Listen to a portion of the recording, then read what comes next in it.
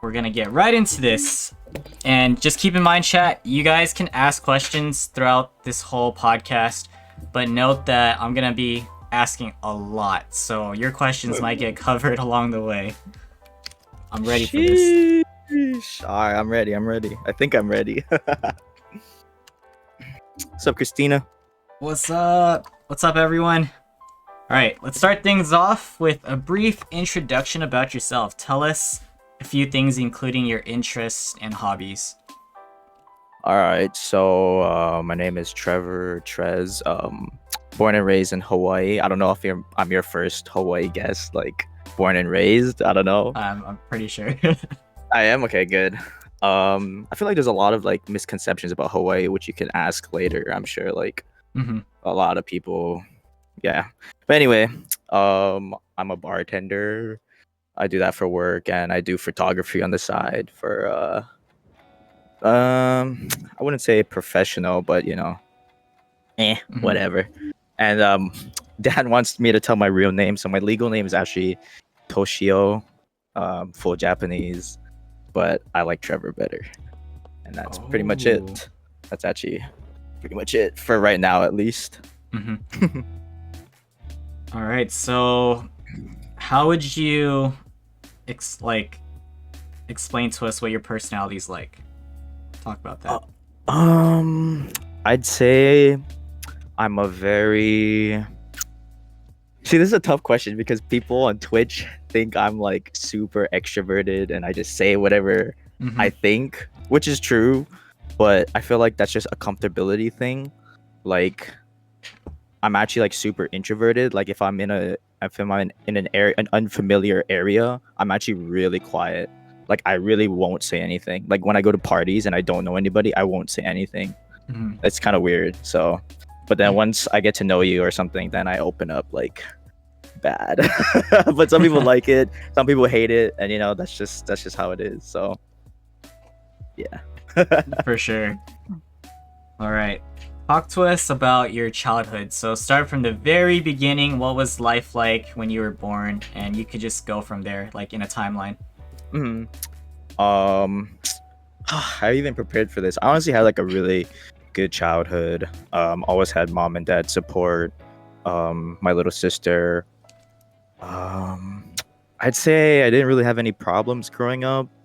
You know, just the usual, you know, like guy stuff, you know, just getting in trouble here and there. My life mostly revolved around baseball. Did that like year round all the way till college. So I was kind of just like focused on that.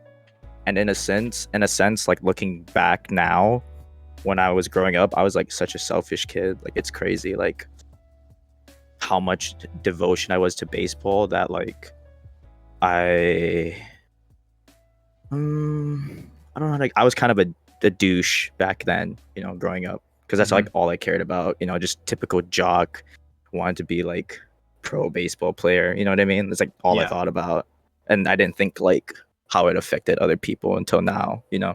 So that's what's crazy. But yeah, pretty much I didn't have that bad of a childhood. It's mostly like after high school, that's when like stuff got really bad. But you know, other than that, I had a decent childhood, honestly.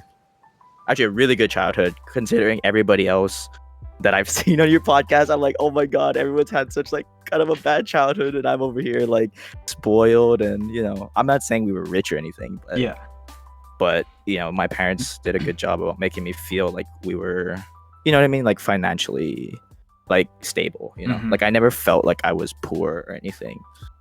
But now looking back, I was like, damn, we were kind of poor. But I never felt that way, so that's why I had a really good childhood. And I'm 25, turning 26 in 2 weeks. Oh shoot, nice. Libra gang. But Cindy's not in here. But yeah. But anyway, yeah, that's pretty much it. Yes, happy early birthday. Thank you. So you mentioned that you live in Hawaii. You were also born there in the same area? Same area. Grew up. Actually, so before I used to go to this public school. I mean, this private school, this Mhm. Buddhist private school. It's like super what's the conservative private school, like Buddhist, like freaking like I don't know if there's Buddhist people in here, but it's like super like church every fucking day. Like it's crazy. And then when I transferred from fifth grade to a public school, I was just like exposed to like A like new so life. much exactly, dude. Like I was just like, yo, I was just so sheltered, bro. Like I've never experienced like bullying. Like it was so funny. Oh But shoot! yeah, Yeah, we're gonna talk about that. yeah. I mean, like it's hard for me to say. I wasn't really bullied. I was kind of mm, You just witnessed it. yeah, I was just kind of like in the middle. I was kind of just like if anything, I did bullying, but not like to the extent like that extent. But Mhm. like my personality, I have a very like playful, teasing personality. Yeah, Like yeah. so I like to tease people, like joke around. Yeah. So that's pretty much I wouldn't say I'm like a bully, like I hurt people or anything, but Mhm. I like to joke and some people appreciate and like my humor and some people don't. So that's why, I am people who fuck with me, that's why they're like my ride or dies, and that's why like I fuck with them at the same wavelength. Yeah. So yeah. Talk to us about the relationship you had with your parents and your sibling Mhm. from So, before and to now. so growing up, my parents were always supportive, always had my back no matter what I did, even like when I made mistakes. Like I said, we're like a really strong knit family because I wouldn't say I'm like a traditional family because I feel like a lot of families are like close with like their other relatives, like their aunties, their uncles, their grandparents, but like we're like really the core four of us are just like super tight knit. We're like really close, and Mhm. I think it goes back to like my grandparents didn't really approve of my parents being together, so that's what's like made us even stronger. You know what I mean? Yeah. Like, so yeah, that's pretty much. And now, I'd say we're still super close. I may not talk to them as often, but we're still close. I feel like, and for my sister, I feel like we're pretty close. We've had our differences, and like I said before, like I was super selfish growing up, and I didn't realize how much it affected my sister. So, that's one thing that I wouldn't say I regret, but I look back and I wish, things were different. But I think now that we're older, we both understand, that like we're just kids, and as adults now we understand. Yeah, But yeah. it's just kind of sad. Sometimes when I think about it, it's sad, but that's life, bro. And I am the older child. I'm 6 years older than my sister. Wow, 6 years. Mhm. Yeah. But Alright. yeah, I mean, I wouldn't say I'm the best big brother, but what are you gonna do, right? Mhm. Okay. Do you speak fluent Japanese and do you write and read too? I cannot read Mhm. or write Japanese. I'm a disgrace, and my Japanese is very broken. So if I were to talk to like an older individual or for like a business person, they would freaking hate me. But I mean, like in Hawaii though, it's not really like enforced, and like my family is not really enforced, for me to learn Japanese. So that's why I'm just like I know very little. Yeah, no worries. No Yeah. judgment. Yeah, no judgment. Some people is like that. I don't know. Like because so I work at a restaurant that Japanese tourists come all the time, and then all the time they're always like, your parents didn't teach you Japanese, blah blah blah. And then I just hear them whispering like, oh, what a disgrace, like blah blah blah. Like, but it's just like, oh, whatever. It's like Hawaii is totally different. Like Japanese people in Hawaii that are full Japanese versus Japanese people who live in Japan is like such a different dynamic. It's like kind of insane. Yeah, yeah. Like if I went to Japan right now, I would stand out like so bad. Well, especially with my tattoo, but like in general, like when I went to Japan, they all knew I wasn't from Japan. Mhm. Like they could instantly Instantly pinpoint you. knew. Yeah. Yep, instantly knew I wasn't from Japan. But yeah. All right. So let's talk about, I guess, specifics about what growing up was like for you when you were a child. Mhm. So we could start with elementary or something and go from there. And you could also include specific stories if you want, because we love stories. I have a lot of stories. Maybe not so much from when I was little, but It's in okay. general. Yeah, we'll Yeah. build up to there. Right. Yeah, we gotta make sure everyone comes in first for the good stuff. But Mhm. elementary, like I said, so I was in a private school, right?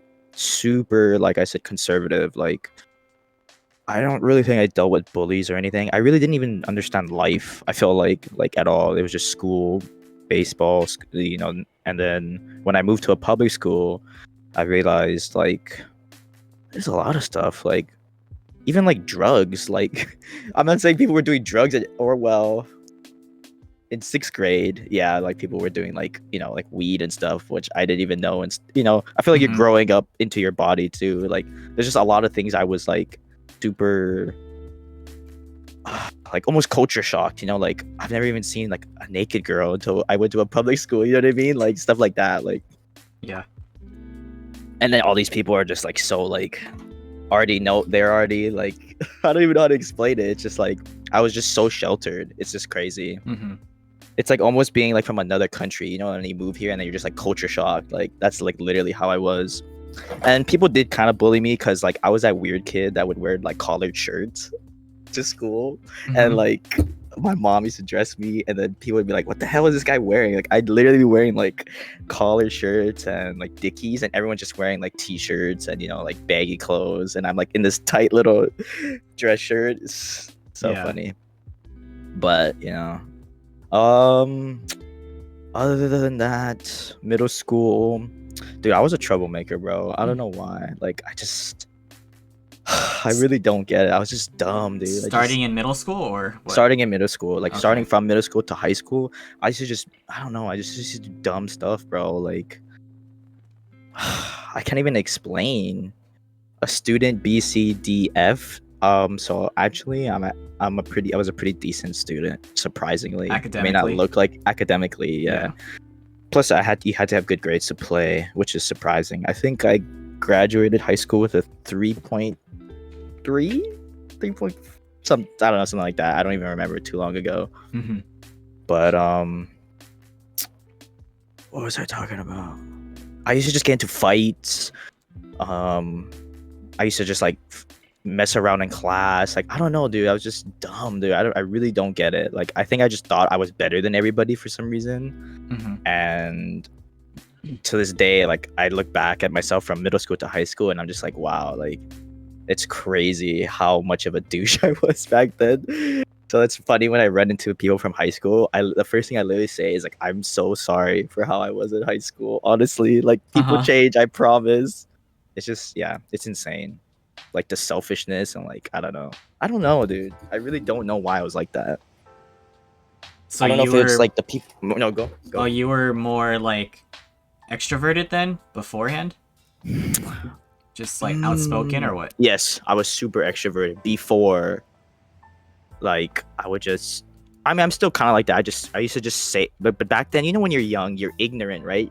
You have no filter. You just say whatever you think, and then it just gets you into trouble, right? Mm-hmm. So that's just how I was. That's how I think I was. Like, and I used to just have like always have a chip on my shoulder. So that's what used to get me into fights. I feel like, you know what I mean? Mm-hmm. So it's yeah. Not I mean, I'm not like that at all now, which is crazy, but it's just like looking back, I really don't know if it was like the people I hung out with or what it definitely was not my parents. I do not blame my parents at all for that. They try to fix me so hard, and I don't know what snapped in my brain to like, you know what I mean? Mm-hmm. Do you have any specific stories since you mentioned getting into a lot of fights and causing trouble? Yeah, so I remember this one time in middle school. There was like this cute girl in my class, and I remember this guy was like flirting with her, right? So I was like, oh my god, I'm such a punk. You know how like you have the what you call the folders, and I used to rip the papers from the folders. Or this one instance, I ripped the papers from my folder and I started crinkling them, and I started throwing it at him, right, and laughing, like throwing it, and he's like, stop doing that. I just kept throwing it at him. I don't know why, and he finally got up and he just punched me in the face. And then I literally was just like, like in shock. Uh-huh. And long story short, we got sent to the principal's office, and this is summer school too, so it's like who the fuck fights in summer school, right? Like there's like limited amount of students, right? It's like half the class, like. Mm-hmm. And then long story short, we had to do like what is that called? Like you had to clean the school, so like I had to like clean the grass and stuff, and then my mom had to come and get me, and he called my parents, and I was like freaking crying like a baby, like I felt so embarrassed. Yeah. There was like another time when I don't know, back then in middle school, I don't know if you guys did this, but we played tackle football. I don't know why. Tackle? Yeah, I don't know why. Yeah, I not for really me. don't. Yeah. And I tackled this one kid, and then he got up and hit me. But okay, wait, before I say anything, Hawaii is like everybody fights, to be honest. Like I don't know why. It's just like culture almost. Like everyone just wants to be a fighter. Everyone wants to fight. I don't get it, but that's just how it is in school. Like the tough guys are the guys who fight. You know what I mean? But that's just how Hawaii is. I don't know if that's like that anywhere else, but Hawaii, it's like if you have beef, you just fight. Like it's like honestly, Mhm. especially in high school, that's like a thing. So yeah. Yikes. So weird going back and like talking about these stories. Like I've never told anyone these stories. Yeah, and feel free to tell us more as it comes up, because I know you're Yeah, thinking yeah, on the yeah. spot. Mhm. Were there any other fights worth mentioning while we're on the topic? In high school, I got into a pretty bad one because like there's just like those people who just irk you, right? Like just like they just get under your skin, and he's just like pretty much just back and forth, and he's just pushing my buttons. But I was on the baseball team, right? And if you get in a fight, you're done. You know what I mean? You're no playing. I'm in the middle of the season, like you're done. So he was just like irking me, like, and I'm like, nah, it's like not worth it. Everyone's telling me, nah, it's not worth it, blah blah. Mm-hmm. And this guy, like, I forgot what happened, but long story short, I called him out. I said, let's go to the park. Like there's like 30 of us all at the park waiting for him, and he didn't show up. So I was just like, whatever, over it. Yeah. And then what happened was that he actually went to the principal, and the principal called my parents and told my baseball coach. Luckily, I did not get in trouble, but yeah, that's pretty much it. Other than that, nah, no fighting. I was not about the fighting. I couldn't do it. Like, Yeah. I'm not a fighter, honestly. It may sound like I am, but I'm not. That's just kind of like how it is in Hawaii. Got it. So how diverse is it like in your area? Ethnic wise, or Yeah. Ethnic, culture, just everything. Like right now, or we're just speaking like broadly? You could, if it changed over time, you could definitely let us know, so we could just learn from it. Well, Hawaii is mostly an Asian population. I think it's like 70 to 80% is all Asians. Chinese, Japanese, Korean, Filipino. Another misconception is people think that if you live in Hawaii, you're a Hawaiian. Big fat no. Do not ever come here and tell people they're Hawaiian, okay? Just you will really piss off like actual Hawaiians. It's an actual ethnicity. Do not call me Hawaiian. Do not call like people who are not Hawaiians, because they'll be super mad. That's another thing. Because like people refer to me and like the Hawaii crew, because we had like a little Hawaii crew, streaming crew, and they called us the Hawaiians, and it's like, yo, like don't call us that. Like if people in Hawaii would be super mad. Like that's like a whole other thing I don't even want to get into. But other than that, especially where I live, it's just all Asians, so it's pretty good for me. And we don't really have like Asian hate here, which is cool. I know like some places have that. The only thing about Hawaii is that there's a lot of tourists, so there's a lot of different ethnicities flowing through, especially where I work. So I see like all different backgrounds of people, so which is pretty cool. But other than that, nah, there's not really anything like too crazy in Hawaii. Like I said, it's just mostly Asians, so I'm pretty good. But if you are, no offense, like this to anybody that is white in the chat, like if you are white in Hawaii, you stick out like a really bad. So white people do have like a bad rap in Hawaii, but I'm not one of those people, but yeah, there is some like somewhat of racism in Hawaii. Loki. Mm-hmm. So, kind of back on the topic in regards to like fighting and stuff, getting in trouble. What was like your parent involvement like, and how were you like disciplined at home?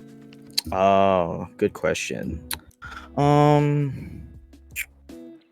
I would say I was never really like disciplined, like hit or anything, like that. But it always was like, it always made me sad, disappointing my parents. Like I never wanted to be like that kid, because my sister is the smart one, she's the successful one, and I was like kind of like the rowdy one, and it wasn't. They never really, like I said, they never really disciplined me. It was more so just like disappointment, and like like they wouldn't talk to me, and then that would just make me like reset and like like, oh, I really effed up. Yeah. So nothing too crazy, which is good. Like I said, like my family's like super tight knit. Like I'm literally getting tattoos of them all on my arm. So yeah. All right. Other than baseball, what else did you do in school? Like activities, clubs, and maybe any other sports? Baseball was number one. Like I said, it just like literally took over my whole life. Other than that, in high school, we used to gamble. Is that bad? We used to like play cards for money. Like not dumb money, because we're just freaking kids in high school, but that's what like kind of like I wouldn't say I'm addicted to gambling, but like my gambling, like what is that called? Gambling, like I don't know what the word is for it, but that's what sparked my like little gambling thing that I like to do. I like to gamble a little bit, which is weird. But yeah, other than that, I'm not, like I said, high school was like pretty boring, dude. Just baseball. It's like all I thought about.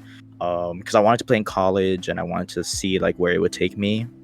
Yeah. And so I was just so focused on that. Like I said, like I would just like blocked out everything. I used to game and stuff, but other than that, it just blocked everything out. Everybody, everything, relationships, like I blocked it all out. Like that's how committed I was. So speaking on baseball, let's talk about that. How'd you get into it?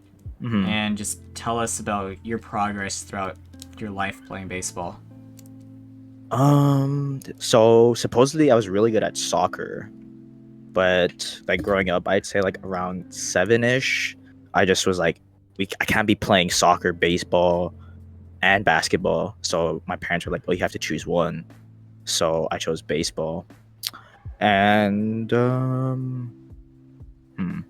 growing up, I was just like always like pretty good, like decent. And then high school, I feel like I really got like jumped, like in even like everything, height, strength, everything, skill. And yeah, and then right when I started to like really see like my growth and potential, and like other people were telling me like, oh, you have the potential to play here, then that's when I was like, okay, I'm gonna like take this seriously. Like I worked out hard, bro. Like 6 a.m. hitting, school, practicing after practice. Like I was like super invested. Did you want to be a pro baseball player? I did. I really did. Seems like a kind of like a huge goal, but back then I was so naive. But yeah. So how athletic would you say you were?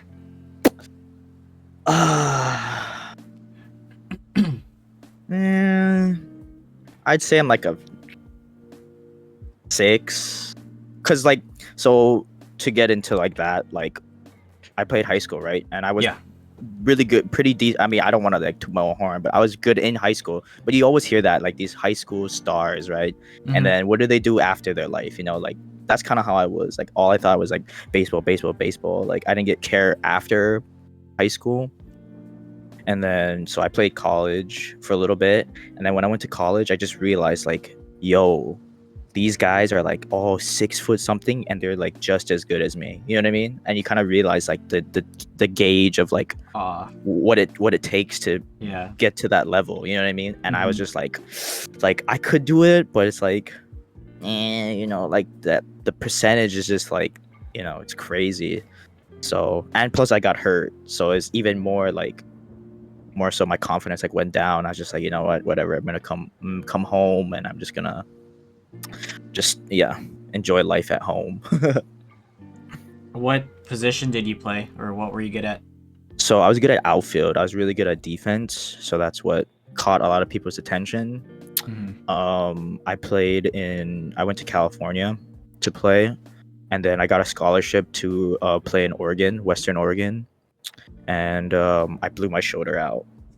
And then I was supposed to walk on to Oregon, like Oregon Ducks, and it just like kind of never panned out. And I was just like, you know what, fuck, I'm just gonna come home. So Mm-hmm. that's pretty much it. I'm kind of a small guy, but I'm fast. I used to be fast, and I used to be really good on defense. So that's what carried me over to the collegiate level, I'd say.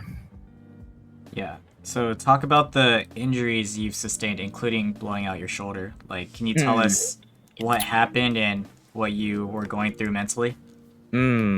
So, oh my God. So, like I said, like all I thought was baseball. So that's like all the way up to like I was 18 or like 19.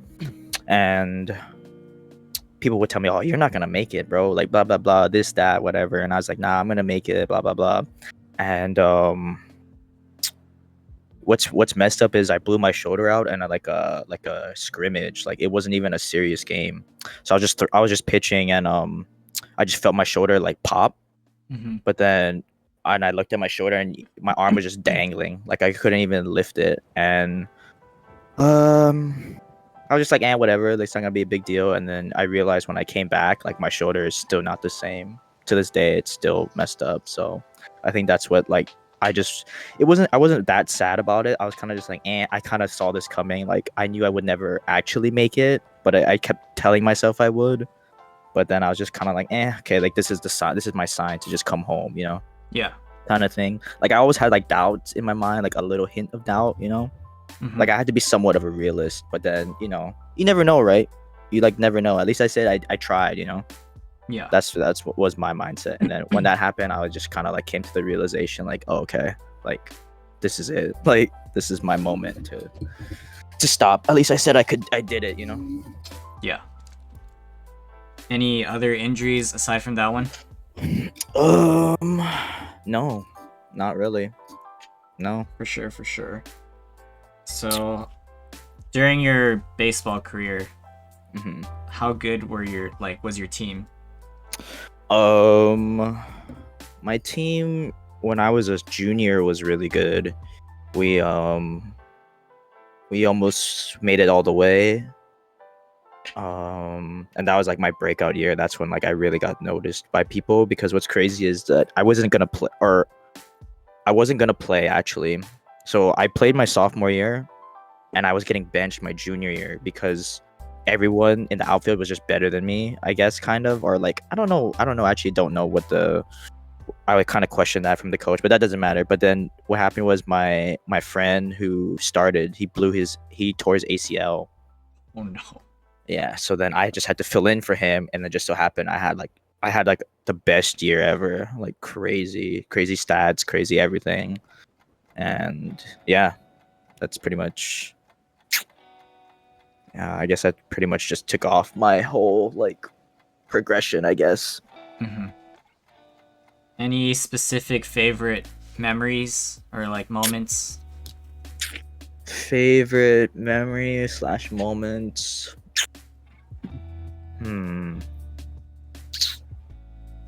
Definitely like senior game is always a good moment, when all your friends show up, everyone like, Yeah.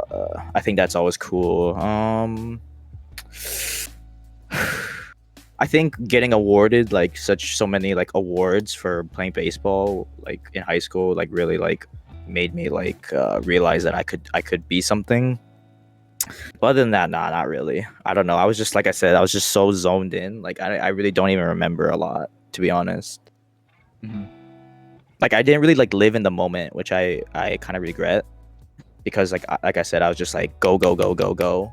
Yeah. But yeah. it is what it is, you know. Aside from playing baseball, did you also like watch it, professional baseball and stuff? Hell no, that shit is boring. I will be the first to attest to that. Baseball is boring, but it's a very hard sport. So if you think you can do it, please, oh my god, please. Yeah. There's no. Any other thing you want to talk about in regards to baseball, or should we just move on? Nah, not really. It's not. It's kind of like I don't really. I mean, I still play to this day a little bit, but Yeah. it's not really like consuming my life. I have so many things that are, you know what I mean, that I do in life now that are more important than baseball. Gotcha. Watch the baseball game, I had no idea what I was going. Yeah, I know. That's the thing too. People don't understand the game too, so that's why it's even more boring. And the thing is, I understand it, and I still think it's boring. So that's what's funny. Yeah, different way to see it. All right. So you mentioned the gambling thing earlier. Does that have to do with sports, or what is that about now? So it started off with cards. Then it started off with like machines. Like I don't know if you see like those, like even like arcade games. Mm-hmm. But there used to be like machines and you could gamble on the machines. It's like so silly. I know it's really silly, but I used to do that. And then I got into sports. But FYI, gambling is illegal in Hawaii. So don't dox me. Oh, okay. But yeah. But now I'm good. Like I never was like a addict or anything like that. I just like the thought of gambling, if that makes sense. Yeah. Yeah. What sports do you like to watch? I really like basketball. Football seasons right now, so I'm watching football. Yeah, that's about it. Basketball and football. I'd say basketball is more entertaining, and I like to play basketball. I'm not very good, but I like to play. Let's talk about you for a second. Mhm. What type of player are you? Ooh, in basketball? Yeah. I would say I'm like a. Do you watch basketball, Wilson? Yeah. I say I'm like Jordan Clarkson. Kind of just like I'm like a good six man, you know, come off the bench and I can score. I'm a bucket. That's about it though. No defense. I just like to score. Score first mentality. People say I play like J.R. Smith, cause like J.R. Smith. I can be hot. Like I will literally just keep chucking it if I'm hot. But I can also be really cold, and then I just like won't do anything. Like I just pass. Like I don't want. I'm super gun shy sometimes. And how much do you hate LeBron? I am a huge LeBron hater. Just letting you know. I hate LeBron. I was gonna ask you favorite teams and players. I hate LeBron. Favorite team right now is the Blazers. I really like Damian Lillard. Oh, I always was a Blazer fan though. And favorite player of all time, I'd say is Michael. So actually behind me is a poster. It's Kobe and Michael. You can't see it because but it's like Kobe and Michael are probably my two favorite players of all time. R.I.P. Kobe. So where did this hate come from? For LeBron. He just wanted to be. I feel like he wanted to be Michael so much, and he's just kind of a baby, dude. Like if you're 6'7" and you're like 280 of pure muscle, like how are you such a baby, dude? You know what I mean? Like I don't get it. Like I don't like it. It just, you know. I like toughness. I like gritty guys. Like I really like Trae Young. He's a little guy, but he's so tough. Like he's just super gritty, and I like him a lot. I like players like that, you know. And last question about the NBA. Current top five. Current top 5 player or team? Players. Top 5 players currently. Yeah. Trey is up there. Jason Tatum's up there. Trey, Jason. This is hard, bro. I like so much. Dame.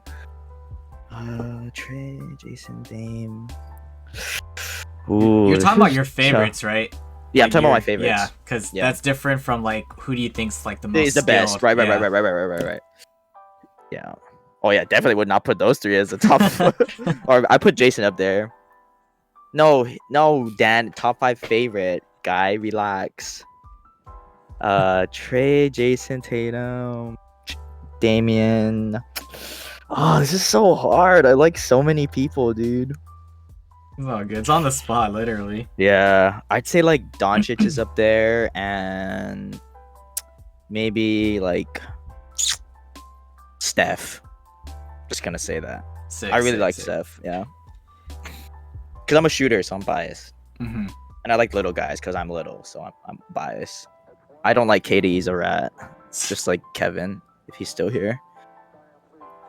All right. I So this never is liked CP. He used to whine too much. I only like him now because he's on the Suns. Okay, sorry, didn't mean to stop you. no, you're good. You're good. You're good. It's totally fine. This is kind of backtracking a little bit because you mentioned that you witnessed bullying and stuff, and this has to do with school. Right. Do you have like stories to tell us? I remember there's like this big kid that used to just bully kids in elementary school. Like I guess it was like playful, but like at the same time, like it was hurtful to like a lot of people. I feel like, cause like I don't know, the public school I went to just had like a lot of nerdy people. I don't know why. It just Mhm. had like, and then there was just like this one bully that would just pick on all of them, like push them down the stairs too, like crazy stuff too, like in Hawaii. Hold on, excuse me. You're good.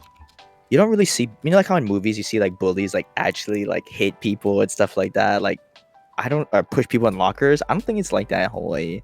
I feel like we're pretty mellow, and if you have beef, then like I said, you just fight. It's just like, and then once you fight, it's like all respect. You know what I mean?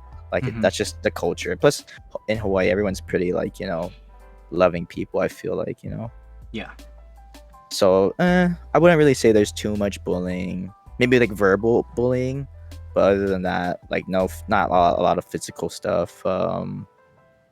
But you know how it is, typical jocks, typical Mhm.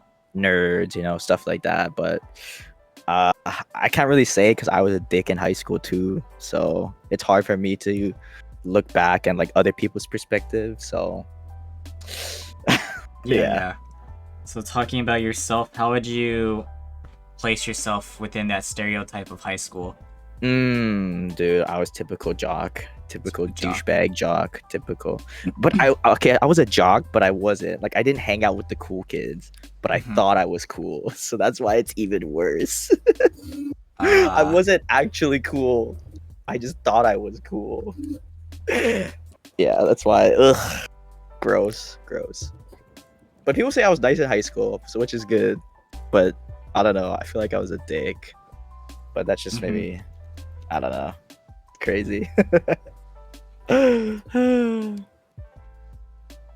Okay, so transitioning from high school onto what happens after, let's talk about that. Oh god. So like I said, I went to college away for a little bit, and then I think what really like sparked all like the dark stuff in my life was coming back home.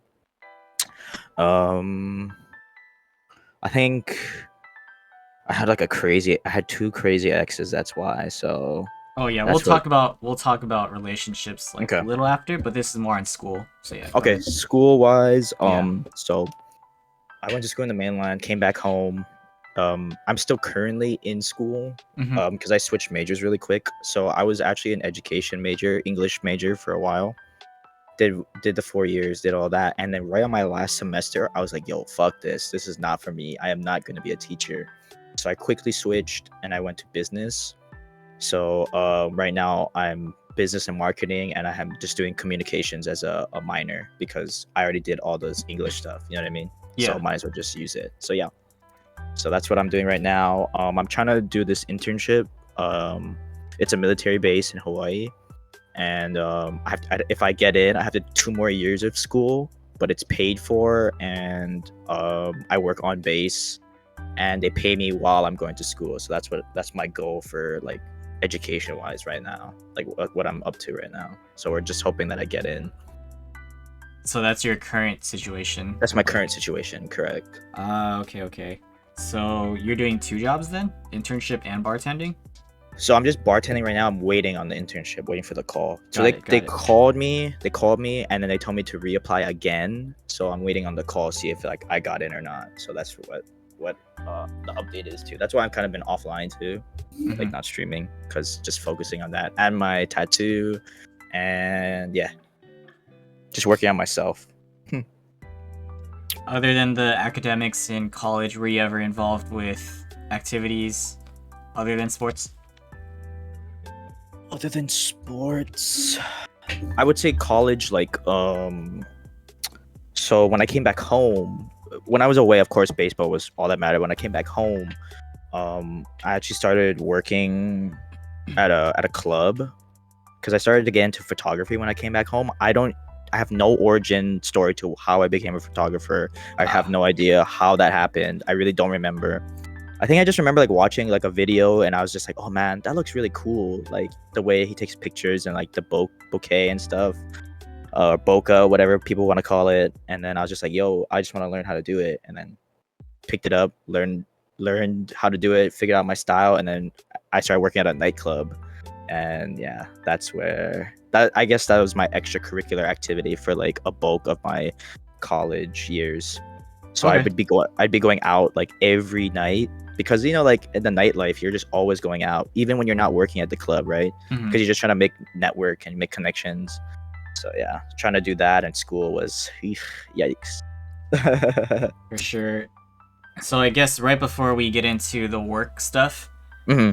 let's talk more about your photography. I Hmm. saw that on your profile you do like you call it moody Hmm. photography. Yeah. Yeah. So what do you like I doing? just say like I like doing portraits. I like doing like weddings and stuff, like more personal stuff. I Hmm. don't really like doing product stuff. You guys can see. I don't know if people look at my stuff, my projects. Sometimes I do like food stuff, but I prefer like people, like making engaging with people, networking. I feel like my style is moody because like when you look at my pictures, like the way I edit it, I feel like let's just say someone else posted it, right? Like Hmm. another company, and I want to make it so like, well, I mean, I like the moody look, but also like people are like, oh, that's Trevor's picture. Like you can just tell, you know what I mean? Like it's not just like an ordinary person taking a picture. Like the way I take it, edit it, everything, it's like, oh yeah, like Trevor, that's for sure Trevor's pictures, which I have gotten before. Like somebody's like, oh, that's your picture. Yeah, I didn't know that was you, but like I knew like it's so similar to like some like other people that post my pictures. You know what I mean? Hmm. So yeah, that's like the style I go for. And you're still pretty active with it, right? I'm still pretty active with it. Yeah, I do like product shots a lot. Companies send me stuff. Weddings not so much because I feel like that's like a niche and it's in Hawaii it's like really competitive. Um, plus like Hawaii's the whole COVID situation is really bad, so weddings are kind of like postponed for a while. But yeah, other than that, still pretty active. Still love it. I'm actually using the camera I shoot with as my webcam right now. Nice. Yeah. Do you have like favorite photo that you've ever taken or something like that? Favorite photo I've ever taken? Hmm. I'd probably say, wait, I gotta look. Hmm. You know what's always my favorite pictures is the ones that I don't plan out. I'm a very what is it? Oh, dude, I'm so blanking out with my words today. I'm a very on the spot shooter, Spontaneous. spontaneous. There's another word, but it's okay. Hmm. Like when I just go and I see something, I'm like, yo, let's just take a picture right in front of there. Like not planned at all. Yeah. And I just go, let's go right there. And those are like my favorite ones. Japan, I took like some sick photos in Japan. I love Japan. That place is so moody. Hmm. But there's a picture on my profile that of this girl. She's standing in front of a bunch of records, and we were not planning that at all. And it came out like so sick. I was so happy with it. So yeah, that's probably my favorite one. Very nice. Very nice. All right. Let's transition to work, and then after that, I'm gonna talk about like certain interests that you have.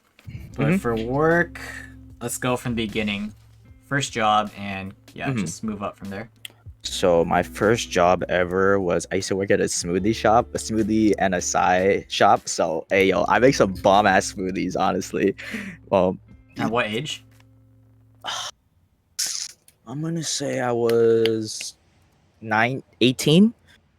So I worked there for like 4 years. Moved all the way up to manager. It's just like a small like mom and pop smoothie shop, but they make really good smoothies and acai bowls. So I'm Wow. pretty good at making acai bowls and stuff. I know how to make them. Um, moved up to manager, and then what happened was is that I ran into one of my close friends that I'm really close with now. I ran into him at the gym, and he's like, "Yo, I work at this restaurant. Um, we're hiring." And I was just like, "Oh, I have a pretty good gig already. Like, I'm manager. It's like whatever." And he's like, "You're a manager at a smoothie shop? Like, what the hell?" Like, at the time I thought it was cool, but looking back, yeah, it's kind of nerdy. But so basically, he convinced me to work at the restaurant that I currently work at now. And Oh, yeah, alright. and then I was trying to do both. So I would work from 7 to 3 p.m. and then I would go from the smoothie place and I would go to my other job from 4 to 11. So I used to just double like all the time. And then eventually the owner of the smoothie shop like noticed that I was like always really tired and like not that I didn't give a shit about the place anymore, but I was starting to like favor my other job, and he noticed that. So he kind of was just like, "Oh, like I can tell like you're not into this anymore, so you can just leave." So we kind of left on a bad note, Mm. but yeah. So that's where, and then now I'm at my current job now. Well, it's been a few years then, huh? I've been there for 7 years. Holy moly. I've been at my current job since I was 19. I basically grew up at the place. I started off as a busser, worked my way up to server, served for like several years, and then now I'm a bartender. Nice. So basically, you deal with a lot of people. Mhm. So, do you have any interesting stories to tell us about customer interactions and all that? Wild I remember, things. I remember serving. There's used to be like crazy stuff, like people would throw things at me. What else? I feel like when you work in customer service industry, not to be a dick, but you realize how stupid people are. Like just like so stupid and impatient, and it's crazy. Like, and like it's different, like tipping, and it's just so much a dynamic. Like the restaurant industry is different. Like you don't understand it unless you're in it, which is crazy. Like or even any if you're in customer service in general, you like learn so many like things. I'm trying to think of the craziest story from that place. I think the craziest story was there's this one dude and he like refused to pay. He's like, "No, I don't want to pay, blah blah blah." Like, and I was just like, "Oh, I don't want to deal with this." And then so I called my manager, and my manager is like, this woman, and she's like, and the guy's like, he was just swearing, and he was like, "Fuck you, bitch," blah blah blah. And I was just like, "Oh my god, like this is crazy." And then he started saying like racial slurs to us, like as he was leaving, and I got so mad. And then basically, like long story short, we like almost like got into a fight like right in front of like everybody, and I was just like, "Yo, I'm not getting fired for this." Like that's probably like the craziest story ever. From your restaurant. So the smoothie place was chill then, huh? Oh yeah, smoothie place was chill. Just a lot of hot girls, a lot of because the cool thing was the smoothie place was right next to a yoga spot, so all the yoga chicks used to just come to the smoothie spot. So, but I was dorky and I was wearing like this bright orange uniform, so no chick picking up chicks at the smoothie place was quite difficult. Sorry, I just spilled coffee on me. No, you're good. Any other stories worth mentioning that you could remember from either of the jobs? I don't know if this story is really interesting. I'll tell it because it just happened. Okay. I think I was, but there's this girl and I was working. Long story short, and she was like, "Oh, can you give me change?" And I was like, "Oh yeah, for sure, whatever." And then I gave her money, and she started holding my hand, and she's like kind of on the older side, and I was just like, and then she was like, "What's your name?" Blah blah blah, stuff like that. She's like, "I just wanted to talk to you," and I was just like, like I was like in a weird situation, and then I was just like, I have a girlfriend, and she's like, "It's okay," and I was like, "Oh, okay," and she's like, "What are you doing after this?" And I was like, "I'm gonna go home," and then she was just like, "Do you want to come hang out after?" I was like, I don't think that's a good idea. And she's like, don't worry, I'm not gonna say anything. And I was just like, you have a good night. Oh my god, she was so sexy, guys. So What? sexy. You guys don't What a understand how twist. I was literally pounding like everything after. I was so mad. I was like, oh my god, dude. Oh my god. I hate my life. Yo, you Dude, she was like tatted and she was like, dude, she was like pretty much a cougar, bro. Oh, so good. I still remember what she looks like. you, Good you lord. caught me off guard 100%. Because I I thought caught you off guard with that. I thought it was like so awkward and she was creeping you out, but then No, she was sexy, dude. Oh my god. that's the twist. She was so hot. Oh, Dude, God. Christina, shut up. You're so cap. Dude, she was so sexy, bro. Like, you don't understand. Like, oh. Like, the funny thing was she did it in front of all my managers too. Uh-huh. So I was just like standing there like awkwardly as she's like holding my hand, and I'm just like, I got another funny story about work. So I was bartending, right? Mhm. And then these girls kept coming up to my bar and asking for drinks. So I was just making it for them. It's like, oh, ladies, you guys have a good night, blah blah blah. And this girl comes up to the bar. One of the girls, there's three of them. So the girl comes up to the bar. She's like, oh, like blah blah. Can you make me a drink? Blah blah blah. So I made it for her, right? And she gives me a slip of paper, and I was like, hell yes. And she's like, this is for my friend. And I like look at the other friends. I was like, oh. But the girl that gave me the paper was so sexy, and I was just like, oh, fuck my life, dude. And what's crazy is this girl, she somehow found me on IG and she followed me and started DMing me. But she doesn't, I don't even know how she found me. Like, she's like from Cali or something. She started DMing me and I was like, oh, I have a girlfriend. And she's just like, it's okay. We're just here for my friend's wedding and I want someone to hang out with. And I was just like, that's like not like, you know, that's like not happening. And she's like, no, it's okay. Can you just be my date to the wedding? She wanted me to go to the wedding with her as her date. And I was like, nah, I'm chilling, dude. And I just blocked her. I literally blocked her. I was like, yo, I'm gonna get in so much trouble. Yo, Good lord. So, guys, heard it here. This man's loyal as fuck. Unless. Just kidding. All I hear is loyalty. All right. Imagine she found my Twitch. Oh, that'd be fucking crazy, dude. Dude, those stories. Legend. And these are recent stories. These are recent. That's Oh what's my crazy. God. The funny thing is, I was telling I told a lot of people this because like a lot of people were like, "Oh, you're a bartender. Like you must hear crazy stuff." Nobody tells me anything crazy at the bar. Like you know how people like confess things. Sometimes they get drunk and they confess things. No one has ever done that. And the thing is too is that I was telling my other bartender that I usually my bar back. I was like, dude, you know what's crazy? Is like I've never gotten hit on by girls. It's just dudes. And like literally the next week, it's just like everyone started hitting on me, and I was like, "Yo, I fucking jinxed it, dude! Like it's crazy. It's so funny." But it makes sense. Like, of course, you hit on the bartender. You want free drinks, you know? Like that's just like, yeah. You always be friendly to the bartender, especially me, because like I'm like really prone to just giving free drinks like that. Yeah. So how big's your place? And did you mention what type of restaurant it is? So it's like do you know Benihana's? Yeah. It's kind of like that, but it's like Hawaii version. So yeah, they cook in So, front of you. yeah. The show, it's more upscale than that though, than Benihana's. Much more upscale. And Dang. yeah, I'm just a restaurant bartender, so I just make drinks for the customers and like the servers and stuff. I don't really people do sit at my bar, but yeah, I don't really interact with customers too much like that.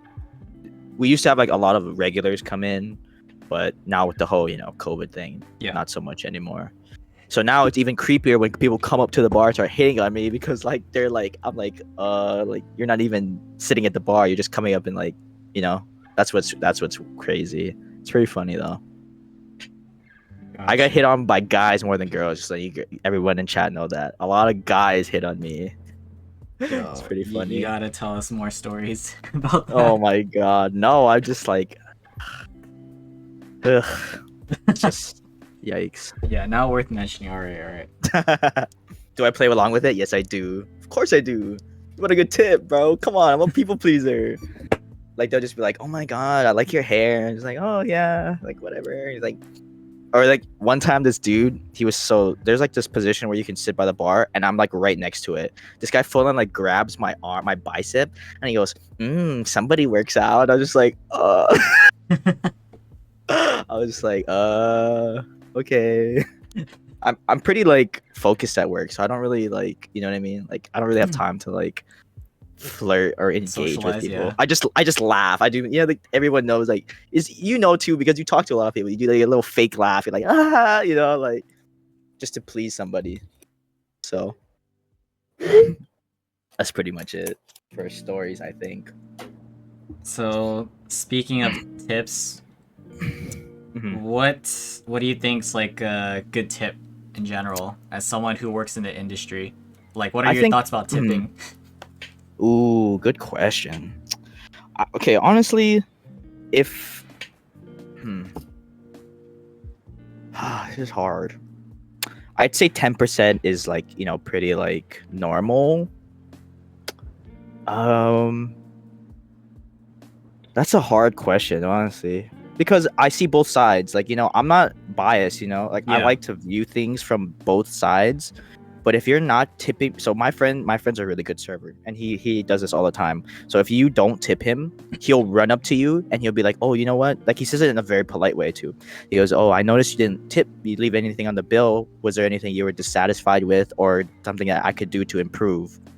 And then sometimes they'll say like, "Oh, they respect that he does that," and they'll tip him. Sometimes they'll just be like, like I don't believe in tipping, stuff like that. So it's kind of hard too, because in Japanese culture, because we're a Japanese restaurant and we attract, before COVID, I'd say 70% of the people in our restaurant was Japanese tourists. So, and I I don't know if see. people know, but in Japan they don't believe in tipping, So, that's what's also difficult too, to try to like gauge, like should we make them tip us like, automatically, or you know what I mean? Because they don't really know how to tip. They don't understand what tipping is. Yes. So that's the only like dynamic that's like weird. But I'd say like 10%'s adequate. Just anything, you know. But the thing is, the only other thing too is that my restaurant's a little more upscale. So let's just say you went to a restaurant, right? You and your girl, you went to like a $30 restaurant. 10% of that is $3. $3 is not too bad. 15%, I think, is like $4. You know what I mean? It's only the gauge is a little bit different, right? But if you go to a restaurant and the bill is $200, and you went from 10%, 10% of 200 is $20. But then if you went 15%, that's like 35, 36. Am I doing the math right? But you see what I'm saying, right? The gauge and price is much different tip Yeah. wise. So if someone were to leave 10% and 20%, there's a huge difference in my restaurant than if you just went to like, what's like a small restaurant, like McDonald's or something. I don't know. So that's why, like, for me, the tip thing is kind of like hard for me to say, because like I understand, like if you go to a restaurant and you're paying $200, why the hell am I gonna give you like $40 more, for tip? So you know what I mean? I understand, but at the same time, I'm trying to make my bread too. So that's why I Yeah. see both sides. Yeah. I think someone has a question. Would Yeah. you rather keep the Correct. same system of tipping or move towards hourly salaries for staff in restaurants? If you go for hourly, what's the minimum you take for what you put? I like that. So the thing is too, is that, I mean, I don't mean to dox my restaurant, but fuck them.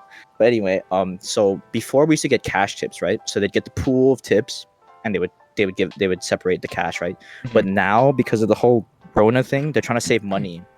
So what they're doing is they're putting our tips in our paychecks with our hourly. So you know why? So they can tax us. So it's like a lot of people aren't happy about it, but that's just kind of how it is. But in the sense of, would I rather have which salary job and hourly, and what is an adequate hourly payment? That's tough. I'd say I like the tips, because then I feel like I've earned it, like when you're personable with somebody and they like give you money, it's like a connection, like like you've made their day, or like I like that too, like the feeling of like, oh, I've made this person's experience or their Yeah. day better with how I treated them. But an adequate pay, like hourly, I would say like I probably would make like maybe like 18 an hour. I think is adequate if you're doing salary, no tips. 18 to 20, I think that's adequate. It's probably a little lit. It's probably not that much, I feel like. But hold on, someone's taking me. but I think that's a fair price. Gotcha. Okay. All right. So closing out the work section of this podcast. Mm-hmm. What would you want people to know about the food service industry? This is pretty general, so because not everyone works with food. Right. You know? Right. I would just say that,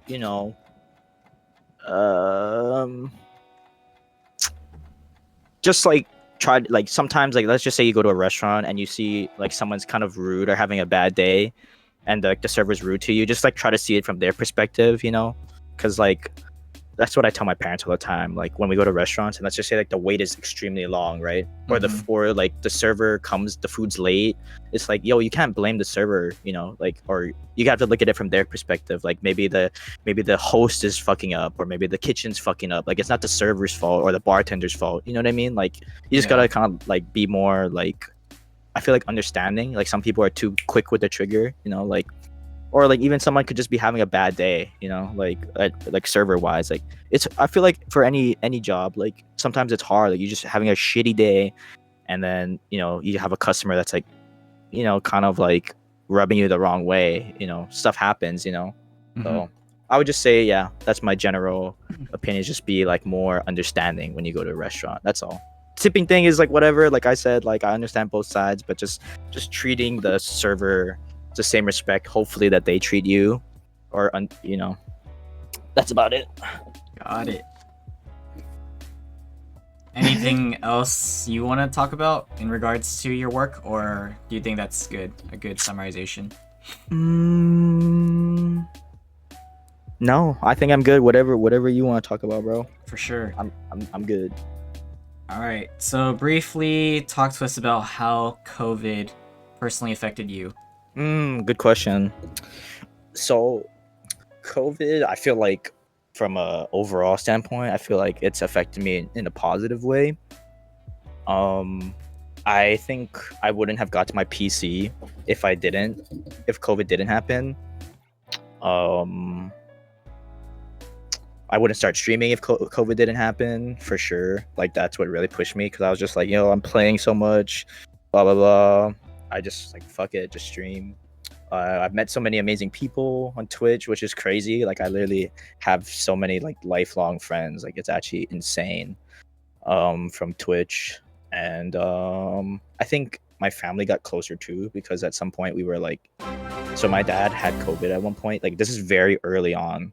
Like I would say maybe, I think last year, August, right around the time I got my my PC, he had COVID. So what was crazy was so Hawaii had a lockdown in August, right? So we had a lockdown for a month. You couldn't leave the house, you couldn't do anything. Straight really strict lockdown. And then right when the lockdown was lifted, my dad got COVID. So that's another month that we had to stay locked down, right? Yeah. My dad's okay, by the way, everyone. So just letting you guys know. So thank you if you guys, he's fine. Good. And then so after he recovered and everything, there was another lockdown. So I was pretty much in lockdown for like 3 months, bro. Never left the house ever, or like very minimally, like once in a while. So that's what's crazy. And then that's how I got Twitch, and that's how I met everybody. Yeah, and that's just, that's how my whole Twitch career started, which is crazy. The only junk part about it is now that everything's opening up again, not Twitch, COVID's really bad because everything's opening up, and now I can't travel and meet all the amazing people that I've met on Twitch. So that's the only shitty part. Yeah. Good overview of how COVID affected you. Yeah.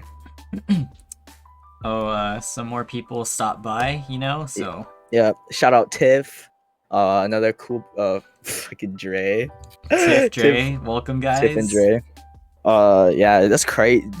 Twitch is crazy, man. Yeah, like we'll talk about Twitch. For sure. I got you. But yeah, like I said, positive and negative, but mostly positive, especially the people I've met, and like I think even the growth that I've taken, like just even mentally wise, like Mhm. Oh, we have another question. So, besides gaming, did you pick up any other hobbies during your lockdown? Ooh, good question. Any other hobbies? Any other hobbies? Good question. Drinking. Dude, I used to drink so much. um, what else? Drinking. I think that's it, dude. Honestly, just streaming and drinking. That's all we used to do. Honestly, ask anybody that's close with me on Twitch. All we used to do was go to Discord calls and get drunk and just stream it. It's so funny.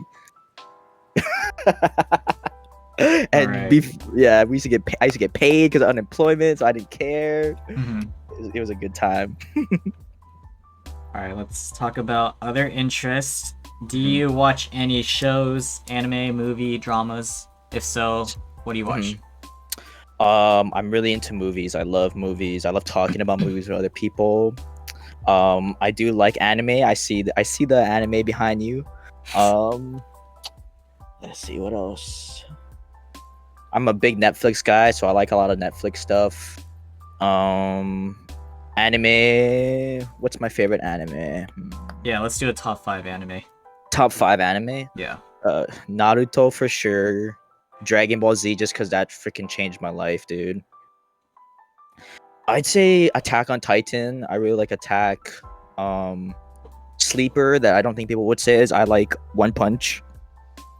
And I'm only putting this because I think it's the best well-made anime is Hunter x Hunter. So that's my top 5.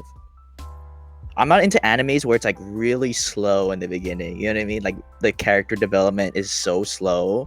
Like they're just a bitch for like 10 episodes and all of a sudden they're just godlike. You know what I mean? I hate animes like that. It's just so annoying. And then they're a bitch again. You know what I mean? Like Naruto's kind of like that. Okay, sorry, but Naruto was like my first anime, so give me a break. For sure. Let's briefly talk about movies too. So, Mhm. what do you like to talk about in regards to movies? Like, do you have Movies. favorites too? Hmm. I like almost all genres. I like thrillers. I like psychological thrillers. I like Marvel movies. I like talking about Marvel movies, like theories, conspiracy theories, stuff like that. I'd say like psychological thrillers is my favorite. Like just to talk to people about like seeing like, cause like like the psychological thrillers, you can look at it in different perspectives too, or like like how people Yeah, have have a those conversation about it. Yeah. yeah, and like theories. People have theories, and then like for Marvel, people have like theories what's gonna come in in the next movie, stuff like that. Hmm. Um, I feel like I really like superhero movies for some reason. What else movies? Yeah, I'd say that's probably my favorite. Comedies too, but I'd say psychological thrillers and like superhero movies are like my favorite. So, would you say Marvel or DC? Marvel, come on, bro. Is that a question? Favorite Marvel movie? Ooh, favorite Marvel Yeah, movies? just one. Either. Ooh. I'd say off the top of my head, like just like is Winter Soldier. I think Winter Soldier was such a well-made movie. Nice. And regards to thrillers, like what movies would you recommend? Ooh, Get Out was a good one. The Prestige. I don't know if you've seen that. That's like one of my favorite like psychological movies. I'm not sure if I have actually. It's a really good movie. It's the premise of the movie sounds stupid, but it's actually like really good. Like I got so hooked onto it. I don't know why. Um, and it has a really good cast. I think Prestige has Hugh Jackman, Christian Bale, Scarlett Johansson. Um, I forgot who else is in it. The dude that Hmm. plays Alfred from Batman's in it. Yeah, I'm looking at it right now. Yeah. Whoa. The premise of it sounds really dumb, but it's actually like a really good movie. It's one of those where you watch it and you're like, shit, I gotta watch it again. Because Mhm. like, yeah. Inception was a good one. Yes, X. I always say it wrong. I honestly thought he was gonna have sex with the thing, the machine in that movie. What else? Another thriller. What's that one movie? Oh, I forgot what it's called. Basically, the premise of it though is that he wakes up and he has tattoos all on his body, and it says like words on it. It's like a really old movie. I don't know if anyone in chat knows it. I kind of described Memento. Thank you. Good movie. That's a super good movie. So if you're into Dang. thrillers, that's a good one. And yeah. Nice. We got movie heads in here. Nice, nice. And let's talk about shows as well. You said Netflix. What do you like? Ooh. What's up, Tina? Sorry, how to say it. What's All up, good, real all quick? good. And Softest Bank, you cutie. I just started watching, not started watching, but Money Heist because the new season just came out. I don't know if anyone watches that. I watch Ozark. I really like Ozark. I like Breaking Bad. I don't. That's not a Netflix show, but I watch it on Netflix. Yeah, that's fair. That's fair. What else? Netflix show. Oh, Black Mirror is a good one.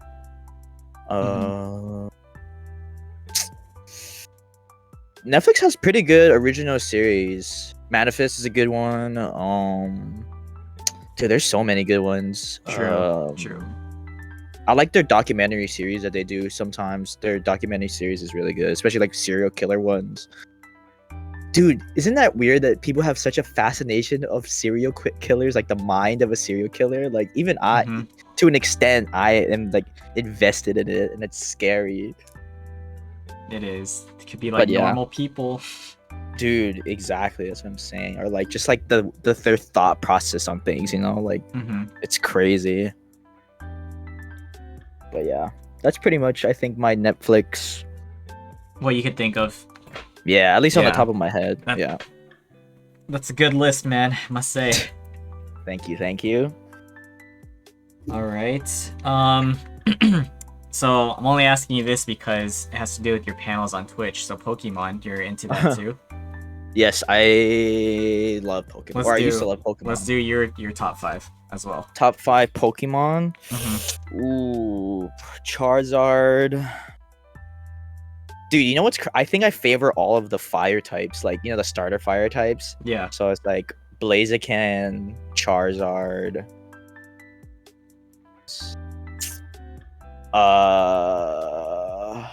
Dude, I don't even remember the names of these people. Some of them. Does it include Dragonite? Okay.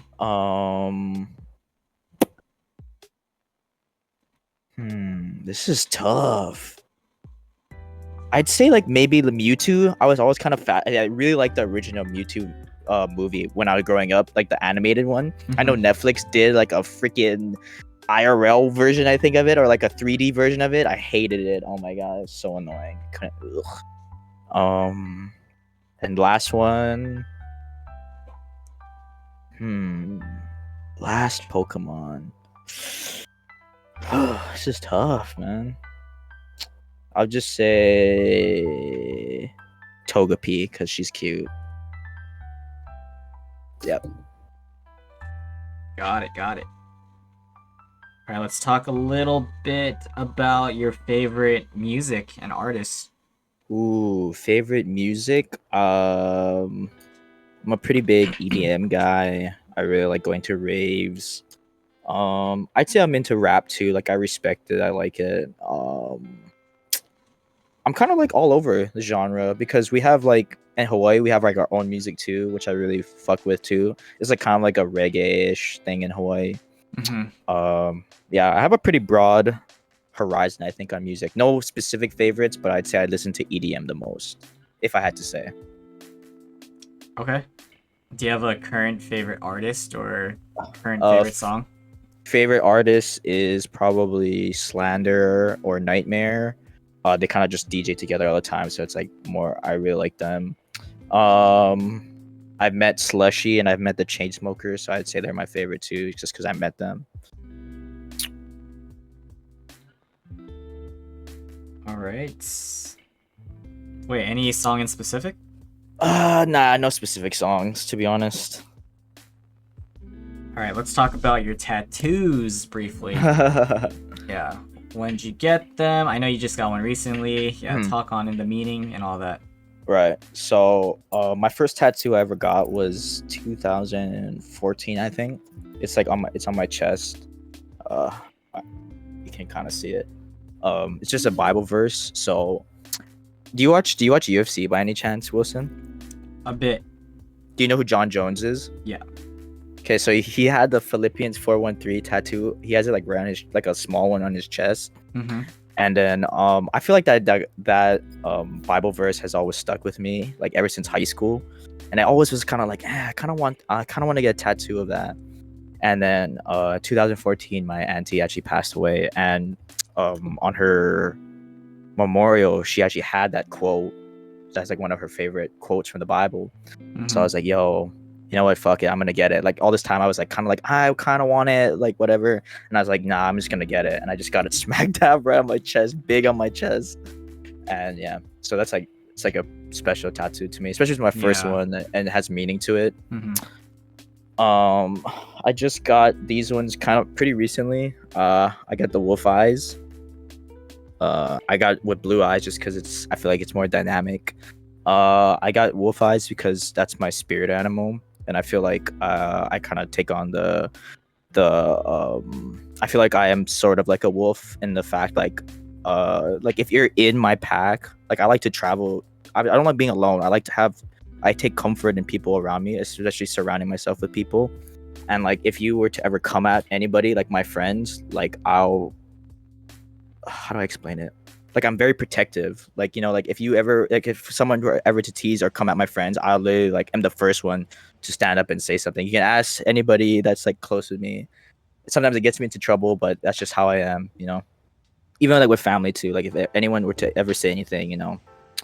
And then I just got this one. Sorry, I gotta kind of stand up for this one.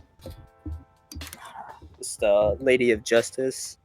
So it's basically my Libra sign because I'm born in October. Mm-hmm. And I fuck with it because see the scale on the bottom. Like I really believe. Oh, sorry, smack down. Like my philosophy in life is like, dude, we're all born like there's like give and take in life. You know, like all these people, these celebrities, isn't that crazy? Like they're like stupid, crazy actors, but they always have some sort of like fault to them. You know, God created us like not perfect. You know, there's always a balance to it, you know. Mm-hmm. And like, you know, that's why like some of these celebrities are like drug addicts or they're like they're like pedophiles. Like it's just crazy how like the dynamic, like no one's perfect, but and there's like a scale to it, you know. Yeah. And then I'm just trying to find the balance, but you know, you never will be balanced, but that's why I got that tattoo. And then I got a compass on my right here. So it's not just a normal compass, it's from Pirates of the Caribbean, you know, Jack Sparrow's compass. So I don't know if you guys have seen Pirates in the Caribbean in a while, but the difference between this compass and a normal one is that supposedly the wielder of the compass will point you into the direction that you desire most. So what you desire most. And I feel like my family has always like pointed me in the direction, or always have followed me and pointed me in the right direction, especially like they've always like had my back no matter what I wanted to do. Like if I wanted to be a stripper, they'd be cool with it, you know what I'm saying? Mm-hmm. So that's what this one's special. I like this whole arm is all about my family and me, so yeah. And then yeah, still planning to finish up here and then the inside still too. I'm actually planning to get my whole body tattooed, honestly. I'm not sexy. Future things. Yeah, for sure. So based on what I've heard so far, so are you big on horoscopes? I'm not big on it, but I do believe in it. Like I'm not like those people that's like, oh my god, I can't date you, you're a Gemini, you know, stuff like that. But I definitely am like, I can definitely read. Like I feel like that's, or I believe like the things that Libras, I don't know how to explain it. Like I'm into it, but I'm not. I'm not diehard, but I do think that some of the things that are in people's horoscopes is true, you know? And that's crazy, dude. That just the time and the month that you were born is like can affect how your personality is. It's kind of weird. Yeah. And other than that, so you mentioned like the scale and like celebrities and all that, how people like are in the future, everything. Right. So are you big on conspiracies? I am a little bit, not like crazy, but like that's like a whole story I could go on and on about. Yeah. Plus I don't want to get too too crazy on that, but I do believe in conspiracies. I do. All right, how about you just give us an overview of what conspiracies you believe in, and we don't have to like talk into Right, those. right, right, right, right. 9/11 is a conspiracy. I mean, that's like the biggest conspiracy of all time, right? People have their assumptions. Yo, but I'll tell you this: my one friend believed that the plane is was a hologram. He literally thinks that the plane that flew into the building is a hologram. That's his conspiracy, and that they put bombs on the bottom to explode. Because he's like, oh, the building wouldn't fall like that if it was a plane. Blah blah blah. And I'm just like, dude, like some of these theories are just crazy, bro. Yeah. I remember at one point, especially like in high school, there was like all these mass shootings and stuff, and then people would just always have like these conspiracy theories, like like the bombing in Boston, like when they were doing that marathon, there's always like conspiracies on that and stuff. Don't want to get into it because, like I said, I'll be talking forever. But yeah, I do like. It's so hard because like people are swayed so easily sometimes. You know what I mean? Mm-hmm. Like, yeah, it's crazy. So those are the biggest ones that I'd say those are my biggest conspiracies, I think. Okay. All right, we'll leave it at that. Yeah. We don't want to get anybody in trouble or anything. All right. So the next topic, this is getting more into the personal talks. Mhm. Let's get into relationships and Ooh. if there's any heartbreak. Oh so God. Start from the beginning. Yikes. How I would prefer people introducing it is like when you guys met and what led up to the relationship and just how it went down from there. So you could tell stories too. Right. Go for it. Man. So I feel like my relationships have really, how do I say it? I feel like I'm a very loving person. So when I get into a relationship, my whole life revolves around that person, which is a bad characteristic. You know what I mean? Like I will drop what I'm doing to please them, if that makes sense. Or like if they're upset, I'm upset. Like I feed off of their energy, you know? So in high school, I had like a really toxic ex. We met through mutuals, I think.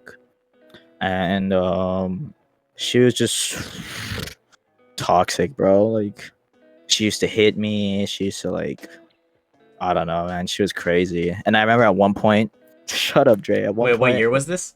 This is in high school. So at one point when I we know how I went to California, right? She went to Oregon. So I was gonna freaking move from California to Oregon to be with her, right? And long story short, I found out she was cheating on me with her neighbor or something like that, like her roommate's friend or something like that, right? And so that like effed me up a lot. And then so I took her back, and then she did it again. How long into this relationship did she do that? was it? Yeah. I'd say like a year. A year. But we're young. We're like newly graduated high schoolers. Like so, I was in college. We had separated. Like like she was in Oregon. I was in California. Yeah. So we got back together because I'm an idiot, and she did it again.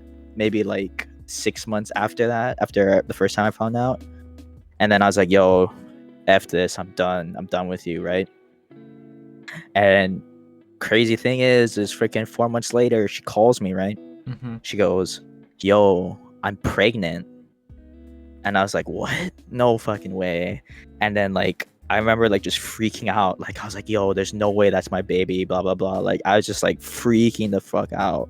Oh shit. And like she was just like, "You have to come to Oregon." Blah blah blah. Like you have to do this that. And I'm just like I was literally planning it, like blah blah blah. And my mom, everyone's like, "Nah, don't go." Like she's just, she's crazy, dude. This girl used to beat me. She used to lie to me. She cheated on me. Like, who knows if she's telling the truth, right?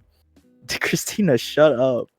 And then, so long story short, she actually did get pregnant, but it wasn't my kid. It was with the guy she was cheating on me with.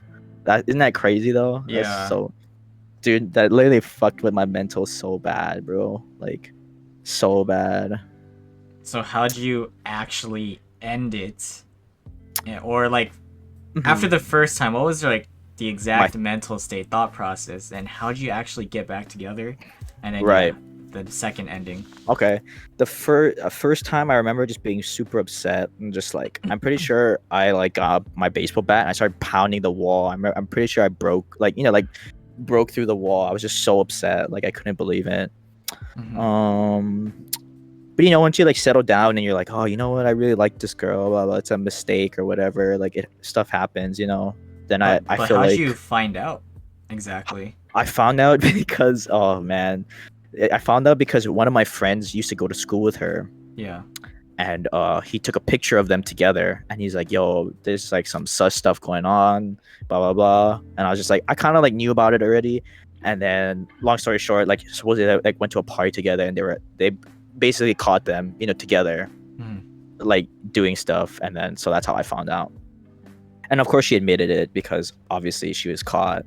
Yeah. And she just said it was a mistake, blah blah blah. And then because you know it's different when you're apart, right? Like, of course I can be really mad at her, but then when you meet again, like you're together, it's different. You know what I mean? It's easier to like be mad and talk shit when you're away, but then when you're actually together, I'm a very non-confrontational person, so I was like very forgiving right away, just because you know I flew to Oregon and then we talked it out, so then that's how we got back together. Wow. Mhm. Yep. And then I go back to school, and same thing happens again. So With like a different person. same, no, same guy, same guy. Oh So shoot. yeah, so I knew it was like it wasn't just a phase, or you know what I mean. That's how you know it's like for real, you know. Yeah. If you do it again with the same guy, like come on, man.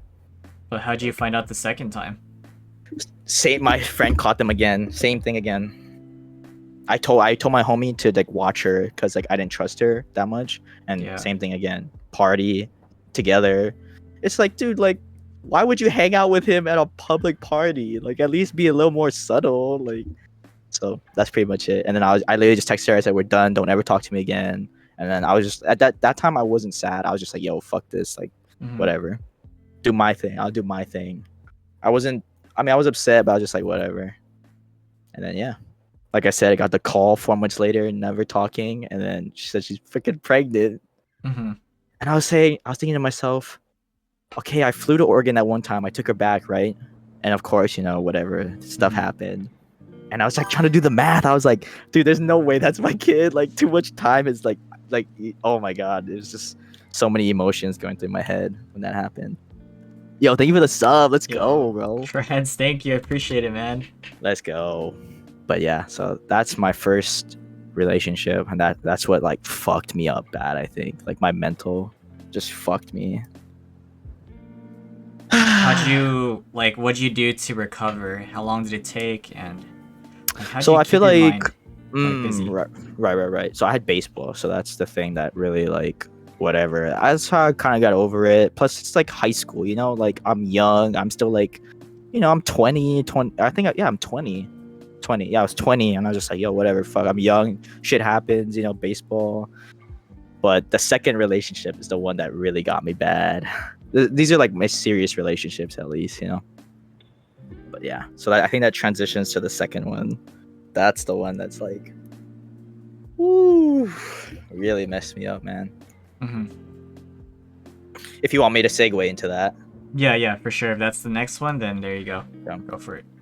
So we met again through mutuals. I actually met her at a rave. Shut up, Dre. What year was this?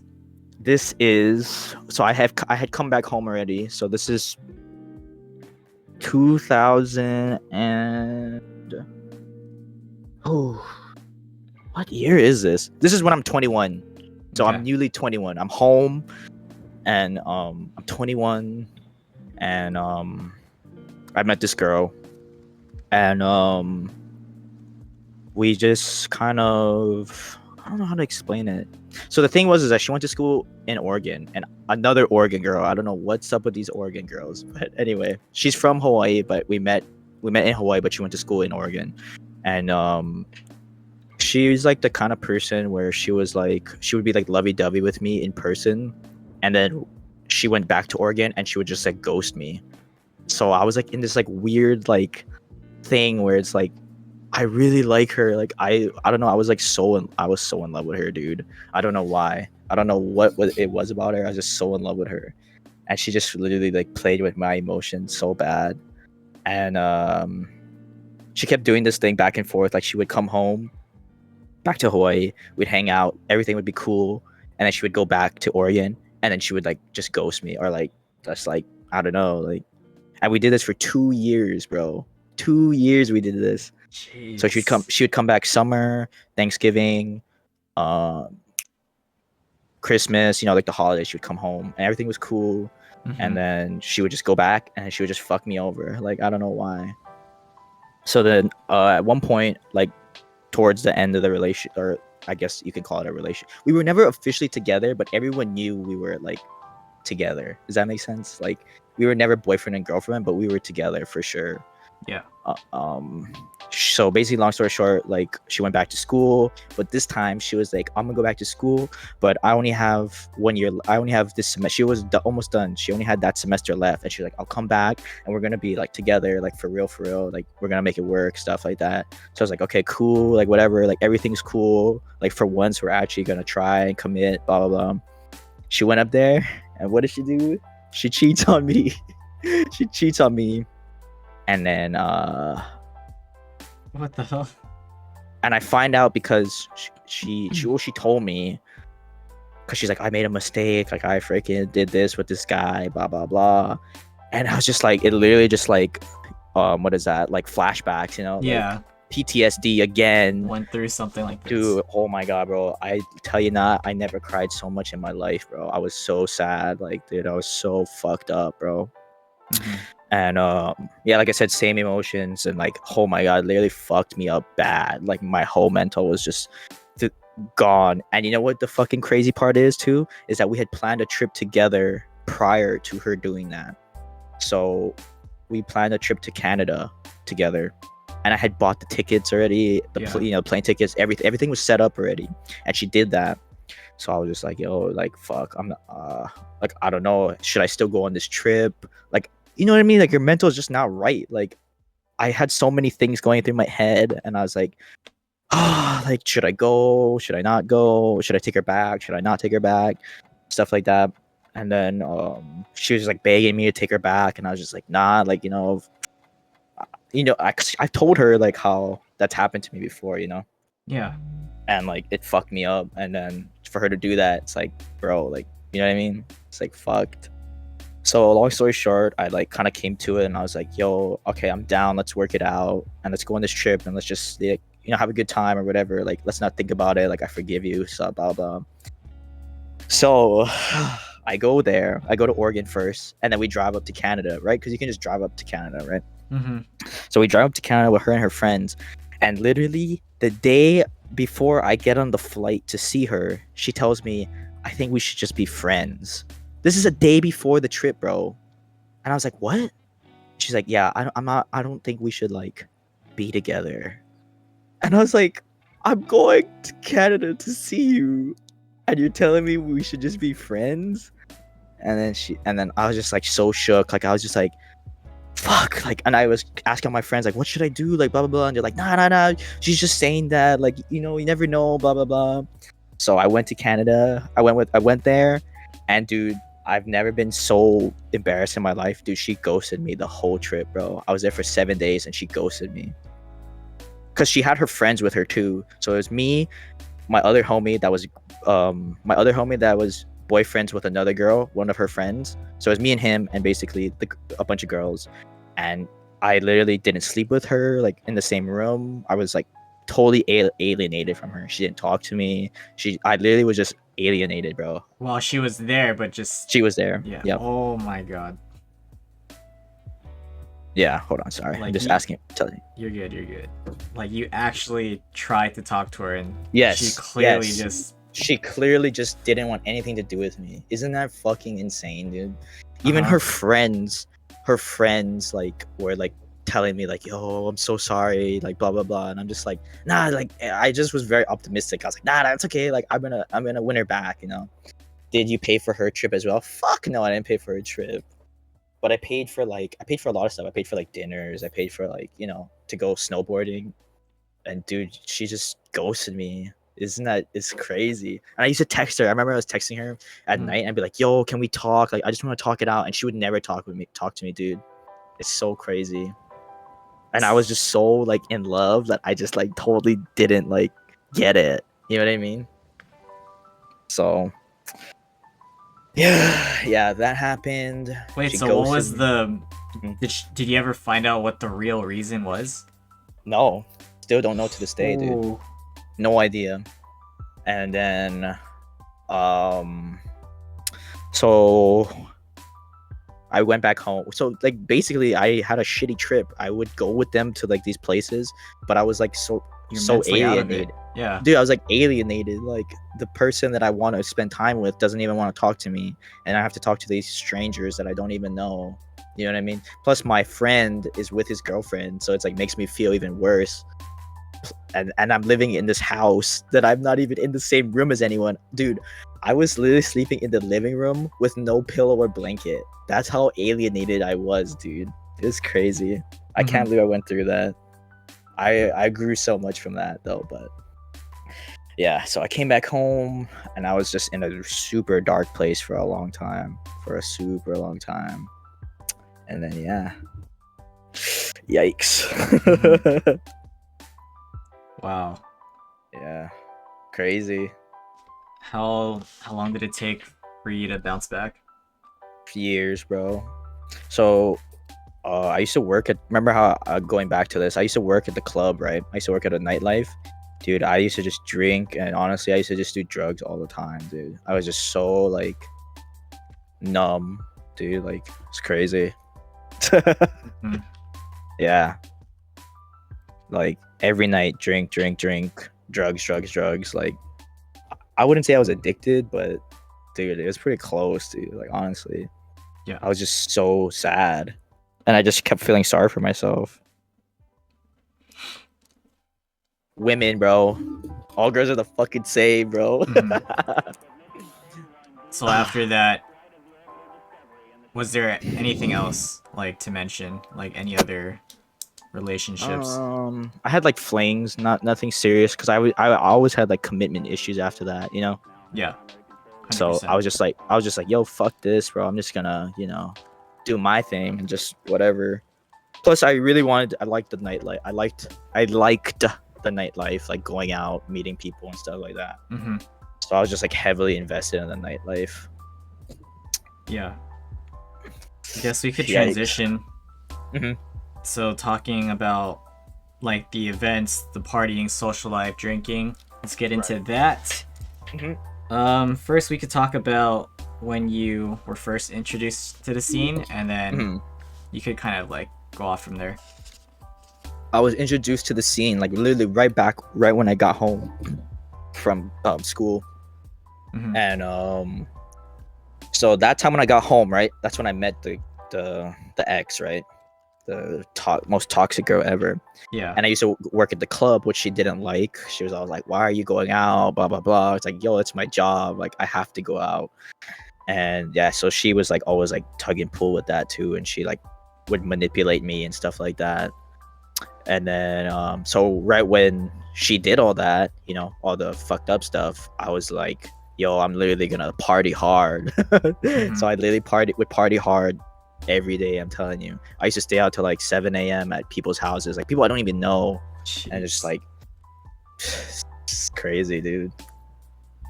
Yeah, I mean, not much to it, just the club, drinks and girls, bottles, like, so drugs, like, yeah. So unfortunately that was a part of my life, but I feel like it shaped me very well at the same time.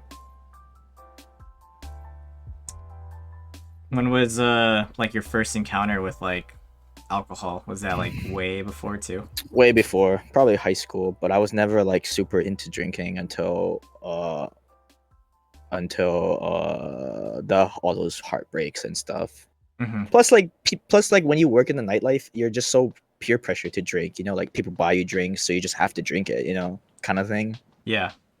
So that's just kind of how I got into it, and then it was just like a gateway for me to do, like, an excuse to go out, or excuse to like spend, yeah, especially definitely just an excuse to go out, honestly. Not stay home and be in my feelings. What kind of drugs? Just like, like cocaine and ecstasy, stuff like that. Yikes. We talked about work before, but I totally forgot about the club job that you had. So Mm, what did you yeah. exactly do, and So, how'd you get into that? so my friend actually recommended me to the owner of the club. Hmm. I used to take pictures of the club, so I would just go and yeah, just basically just take pictures of like people drinking or people, especially girls, like to promote the club. So I had to take pictures of girls there, and then they'd use it for their social media stuff like that. Take pictures of the DJs. Hmm. It's like I said, super good way to network because then you meet a lot of cool people, a lot of business people, just like people in general. Like, yeah. So I was just basically a photographer slash promoter. I That's see. it. Yeah. And So that's yeah, how you met like celebrities, right? yeah. That's how like I ran into celebrities, and this is just kind of how I met a lot of people. Like I said. Hmm. Do you have like any wild stories partying and going to like clubs? Dude. Hey, appreciate that by the way about my tattoos. Appreciate that. But I mean, dude, honestly, I've seen some crazy stuff, bro. Like, there's just oh, I'm totally doxing this place. Okay, so there's this one club, right? Um, and there's like a back room. Nobody knows about, like normal people don't know about this back room, right? I remember one time I went into the back room, 5 girls naked all across the couch, and like 10 dudes in there. Just fat orgy, dude. Craziest thing I ever seen in my life. I just opened the door. I was just like, yo. And then I just closed the door and I was like, yo, wait, this is like, but it was like a bunch of young girls too. That's what's crazy. So I was like, man, this nightlife is like, I don't know if it's for me, man. This is too crazy. Jeez. Yeah. I think that's probably the craziest story I've seen. But at the club, there's always crazy stuff, fights. There's just drunk people, and then yeah, that's pretty much it. I think lots of fights though, because when you're drunk and stuff. Hmm. What's your favorite drink and least favorite drink? Favorite drink is probably any type of whiskey. Least favorite is like vodka, dude. The smell of it just makes me gag. I think it's just because I drank too much of it. You know what I mean? Like I literally sniff it and I will literally gag, like hard gag, Hmm. which is bad because I'm a bartender and I have to like sometimes taste stuff and I'm just like, "Bleh." But yeah, it's pretty funny how I transitioned. Hmm.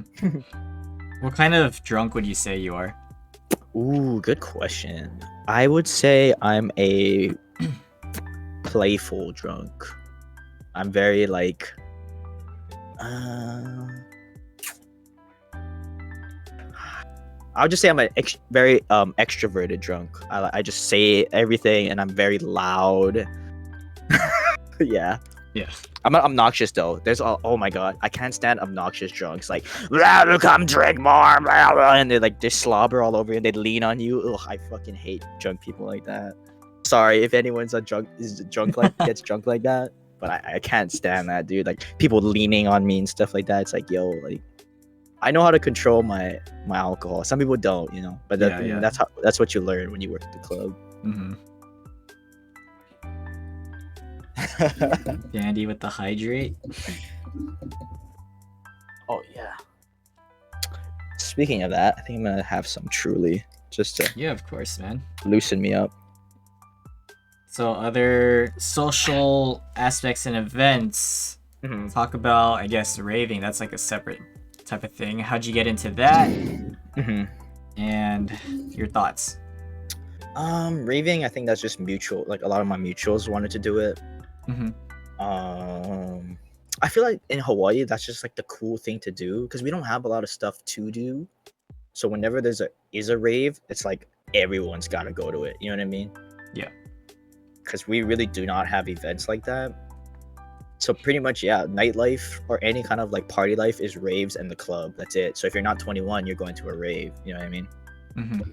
So that's pretty much just how I got into it. Like all the cool kids, everyone does. Everyone has, or at least everyone I know has at least done it once, whether they're into it or not, just because of the social status of it. I think. And I don't know. I love raves now. I used to go to like every event. I used to just get fucked up, but that's also due to my partying back then. So. Do you have a favorite event that you've been to so far? My favorite event has been Yellow Claw when they came to Hawaii, but I've never been to like EDC or Coachella yet. Still waiting on that. So you're still active, so I get it. Yeah.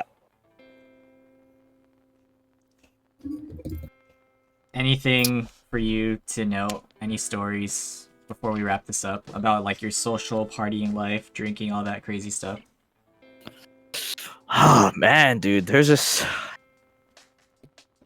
I'll tell you a story about All right. partying. I only remember this because it's kind of recent. There's this. Oh wait, I have like two stories, and one of them is really fucked up, and whoever is in my chat or watches my streams knows this specific story. I'll save that one after though. It's Okay. a super fucked up story. It's pretty funny though. But I'll tell this first story first. I know Dad knows what I'm talking about, but okay, the first story is, and I don't think I've told this on stream, is I remember this one time we were all drunk and we're all fucked up. Anyway, I went to my friend's house. 5 guys, 1 girl. Okay, I remember I'm just like sleeping in the bed. Right? Are you both in Cali or is Trez in Hawaii? I am in Hawaii. Yeah, and I'm in Cali. But I'm just sleeping in the bed, and the girl comes next to me and starts, she's lying down, right? And my friend comes in the room and he's like, "Yo, Trev, get the fuck out." And I was like, "What? Why?" And he's like, "Just get out." So I got out, right? He comes out. Like 10 minutes later, he comes out, and I'm like, "What the fuck? I don't get it." And then my other friend goes in, like another guy goes in the room, and then I'm just like sitting there, and I'm like, "What the fuck is going on?" Like maybe 10, 20 minutes later, he comes out. Then my other friend goes in there. And I was like, "What are you guys fucking doing in that room?" And by the time it was the 4th guy, I realized, yo, they're all fucking her.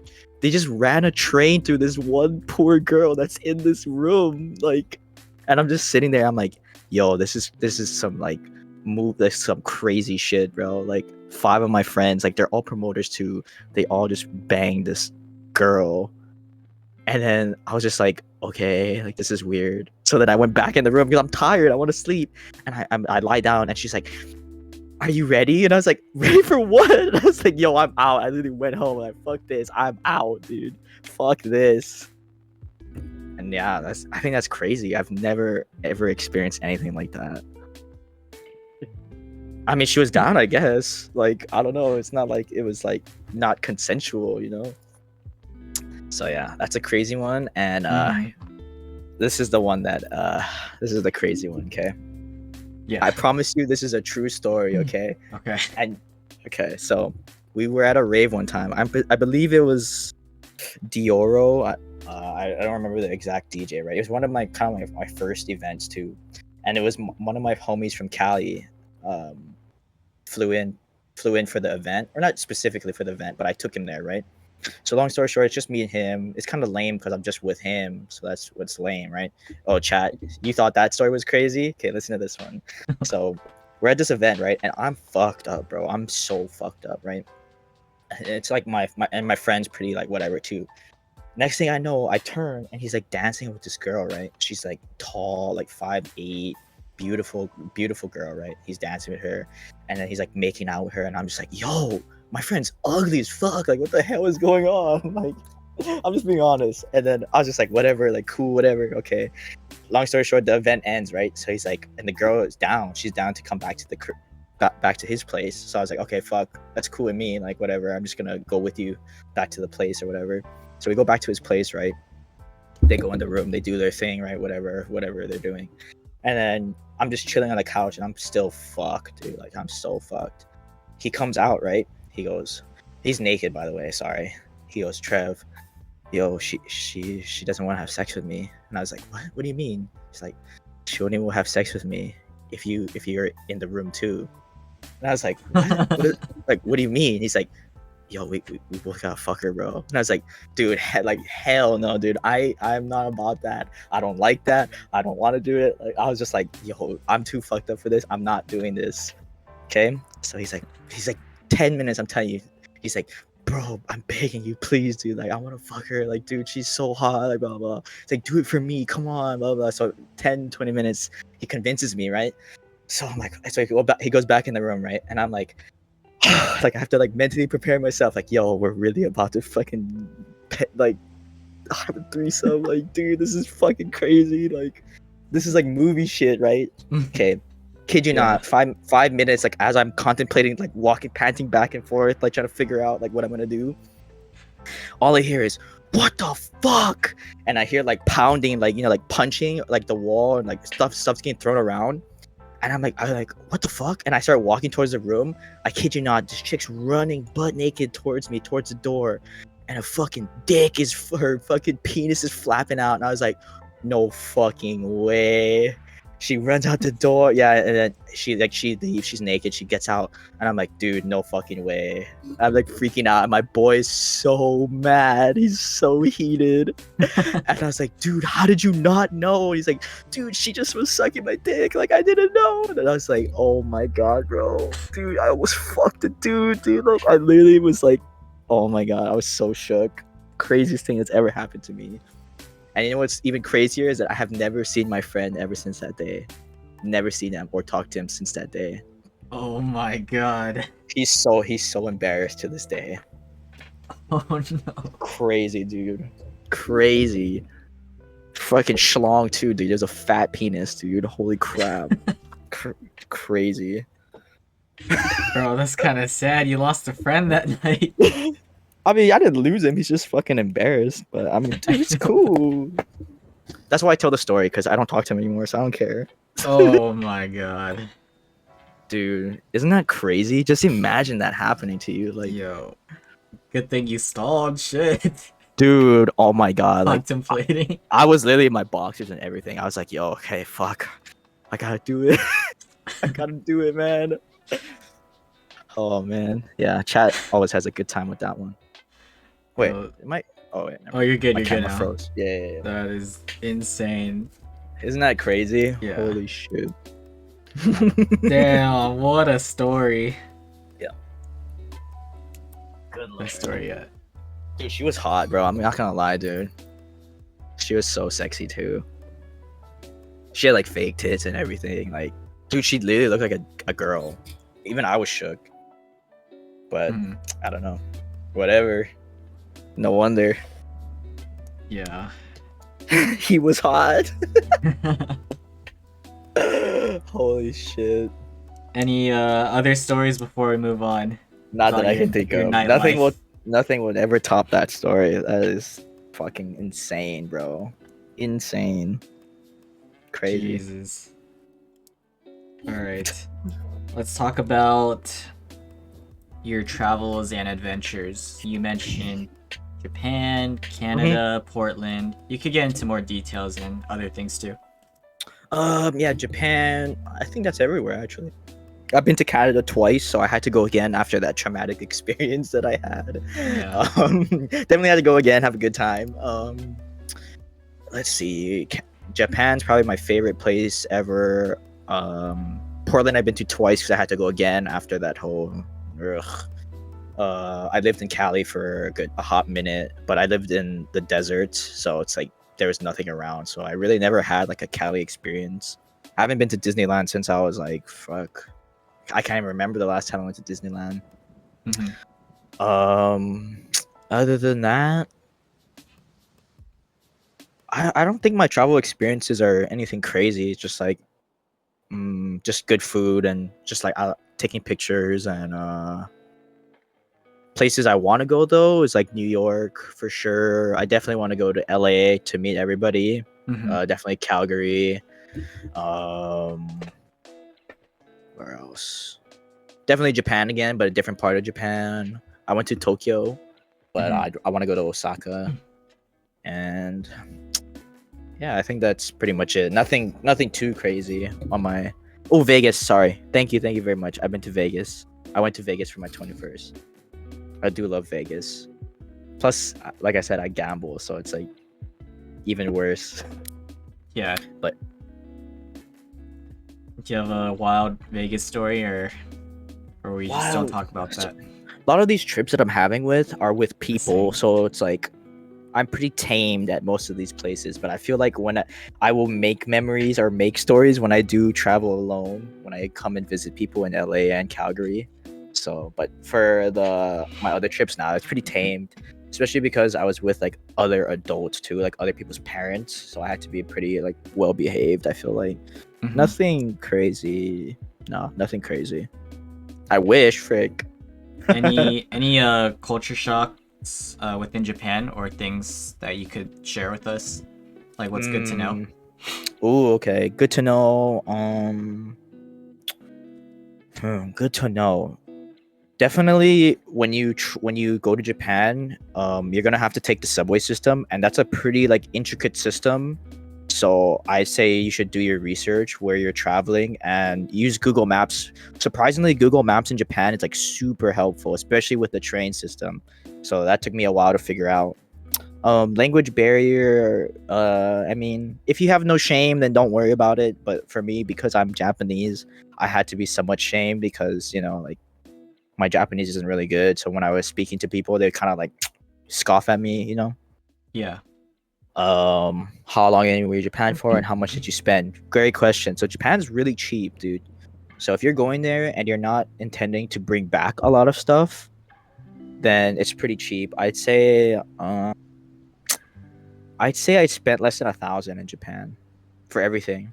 Wow. Food, flights, hotel, everything. Less than 1,000. Wow. Insane. But I did spend a lot.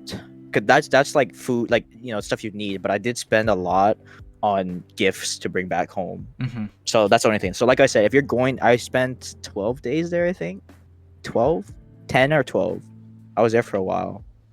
So if you're going there with the intentions to just like have a good time, not really bring stuff back home, and like not shop at like the hypey stores, then it's pretty affordable, dude. Honestly. Got it. Yeah. Shoot, I want to bring back everything. Yeah. I mean, like it wasn't that expensive. Like maybe I spent like a couple hundred on bringing back like snacks and like like presents or like stuff like that. But other than that, like food is cheap there. Plus, you don't tip. There's like vending machines on like every corner. So if you're ever hungry, it's like 25 cents to get like a meal, dude. Like something cheap. Another thing to do in Japan you should know is do not eat and walk. Don't do that. It's like super disrespectful. So just like if you get food like from 7-Eleven, eat it outside the store and then throw it away. Fun fact about Japan, there's no trash cans on the street. Like how there's rubbish cans like when you walk around in the city. There's no rubbish cans, so be wary of that because because of the bombing that they had, I guess there was like so much destruction with like the trash cans like flying all over the place that they just don't do that anymore for some reason. I don't know why. They're trying to avoid like rubbish flying around, I guess, too. That's what I was told. Mm-hmm. But that's like a weird fact. There's no freaking trash cans. Like I literally am holding rubbish like walking around Japan and I can't throw anything away. It's pretty funny.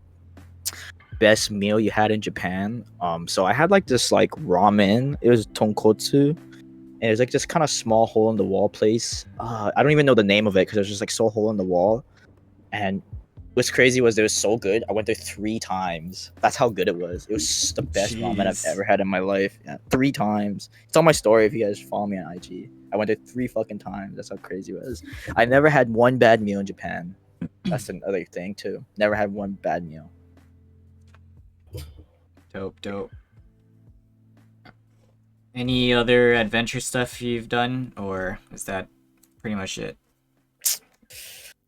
I feel like anywhere I travel, I always try to go somewhere like like a beautiful place, like a lake or like somewhere like crazy.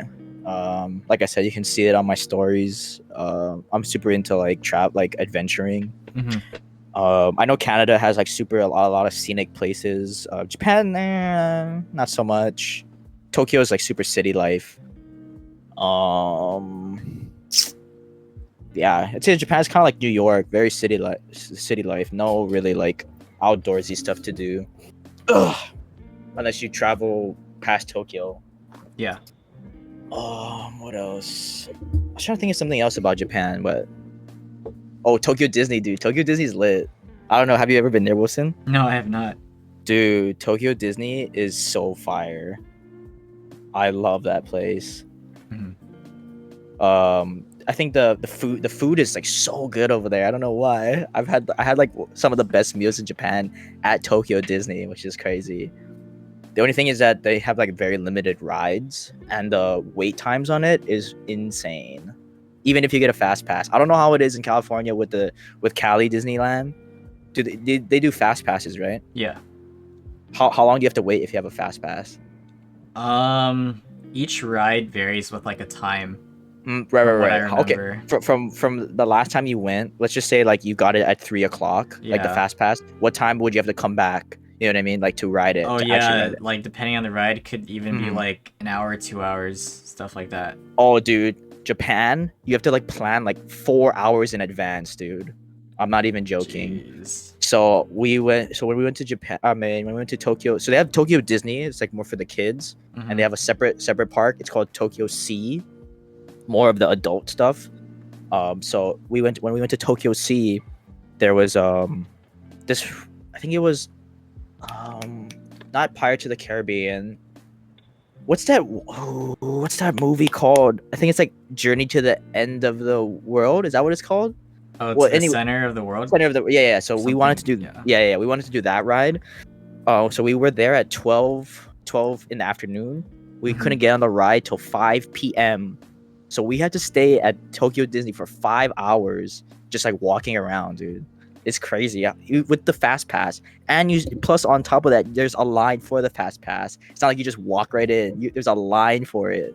So that's what's Yeah. crazy, dude. Their freaking system is ass because they have That's such tough. limited rides. But yeah, Mhm. that's one thing to know. If you're gonna the advance, Yeah. the wait times are insane. You probably ride like 2 rides and call it a day, dude. That's how bad it is. Got it. But like I said, food's amazing, dude. There's like Mhm. so many long lines for the food. It's so good. When you travel, do you like plan everything ahead? Yes. The So you, agenda uh, usually always made beforehand, and there's a day where we can like just do whatever, whatever I feel like. like Go back to a chill place, days. yeah, chill days, or like just Okay. like if there was something that we really liked, then we'll go Mhm. back again and do it, or like yeah, just a chill day or walk around day, shop day. Yeah, that's good. It's balanced. Mhm. Because you know how like sometimes vacation isn't really vacation because you're trying to do everything while you're there. Right, Yeah, exactly. so It's more yours like a is balanced. schedule. I feel that, yeah, very agenda based, yeah.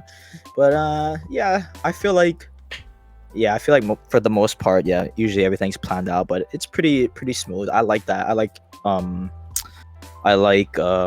controlling things in a sense. I like things to be I don't really like to do things on the fly. Yeah. All right. So before we transition into streaming, Mhm. what are your current aspirations and goals in life?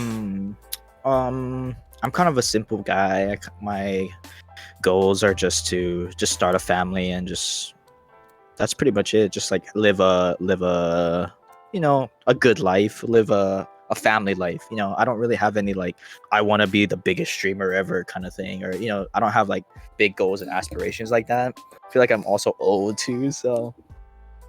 But yeah, that's pretty much my goal, just to start a family and live a quiet and happy life with my kids. That's pretty much it. In Hawaii? In Hawaii, hopefully, but Hawaii's expensive, so I've um thought of the idea of also moving, but I Mhm. would like my kids to grow up in Hawaii. It's such a nice place to live. Gotcha. All right. So now transitioning into streaming. Let's talk Mm. about how long you've known about Twitch and Mhm. what made you decide to stream. So like I said, COVID really like influenced me to stream.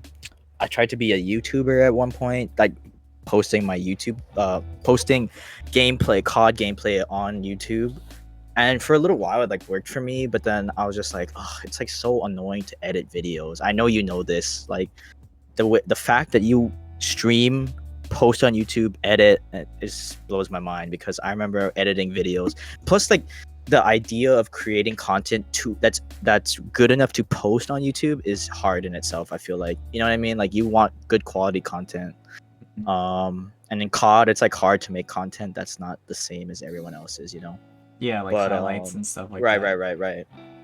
I mean, I was good at COD. Don't get me wrong. Like I was good, but not like professional. Like What got me into streaming is actually what there's do you know any like the famous COD streamers by any chance? I don't think so, honestly. Okay, so there's like this one famous streamer. His name's Huskers. He has like a partner he plays with. He's kind of on the like not as popular side of COD, but he's pretty popular on Twitch. Like he has like he's partnered like 20K. But anyway, I used to play with him, and people in his stream used to be like, "Oh, who are you playing with? Who is that guy?" So that's what like sparked my interest. Like, oh, you know what? I'm gonna just stream, because he would just be like, "Oh, this is his YouTube." So he used to like plug my YouTube all the time in his streams. But then I was like, you know what? Fuck, I'm just gonna stream, and then that's kind of how I built my audience. The base of my audience, I feel like, from Twitch is from COD. It's from COD. So that's why when I stream now, like all my OG mods and stuff, they're not there anymore because I don't play COD anymore. That's the only shitty part. Let's see. Yeah. Did you get a lot of people from YouTube to transition to Twitch? No? No. Okay. I didn't really post on YouTube like that when I transitioned to Twitch. I just kind of was just like, yo, YouTube's hard. Then I just quit. Mm-hmm. So yeah, I mean, I still want to post here and there, but it's like, dude, like honestly, finding the content for it is like difficult. I feel like. Yeah. So, do you remember when you specifically started getting more consistent into streaming? I think I started to get more consistent into streaming when I met Ace and Dre guys, because it's just like they were always there. I actually met Dre. The funny story is I met Dre. Oh, sorry, excuse me. I met Dre when I was doing a rave stream. Uh-huh. I was like really intoxicated, and I actually broke my keyboard that stream, and that's how we met, me and Dre.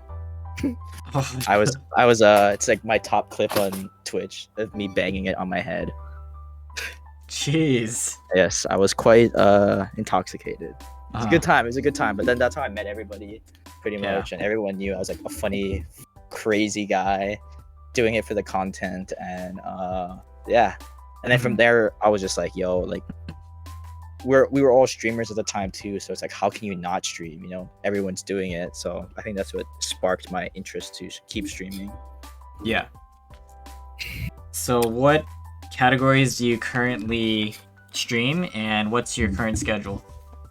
I would say right now my current schedule is Thursday through Sunday is the days I usually stream.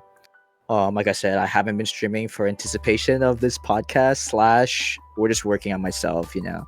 Yeah. Streaming is hard on the mentally too sometimes, like mentally draining. And what else? I'd say I'm a just chatting streamer because everyone's a Valorant streamer. You know this. Everyone's a Valorant streamer, and I don't want to be just a. I feel like it's more engaging when I'm just chatting. Plus, like I get to, I like talking to people. Yeah. Gotcha. So shut up, Dre. You mentioned like the Hawaii group. Who's in that group, and how did this like happen? So that's what's crazy is so the Hawaii group I would say is Tiff, Taffy Andrew, she was in here earlier. Sho Nemu, I don't know if you know Sho. I know you know Ace, ASAP, and this other guy named Jelly Donut. He used to stream, but he's like off doing his own thing now, you know. Happily with his girlfriend, and he has a really good job now. But so I met Dre first because, like I said, I lied. I know Sho because we both do photography, and we've been actually following each other for a long time, but we actually didn't even know each other, which is crazy. Like we didn't ever talk, we just followed each other or whatever. Yeah. And then randomly I just found his stream one time, and I was like, yo, like it's me, it's Trevor, or the guy on IG, and he's like, oh shit, you're blah blah blah, like I can't believe it, blah blah blah. Like I follow him on IG, but we've never actually talked. And then I was just watching his stream, and then he started playing Scriblio. I don't know, have you played Scriblio before? Yeah, I know.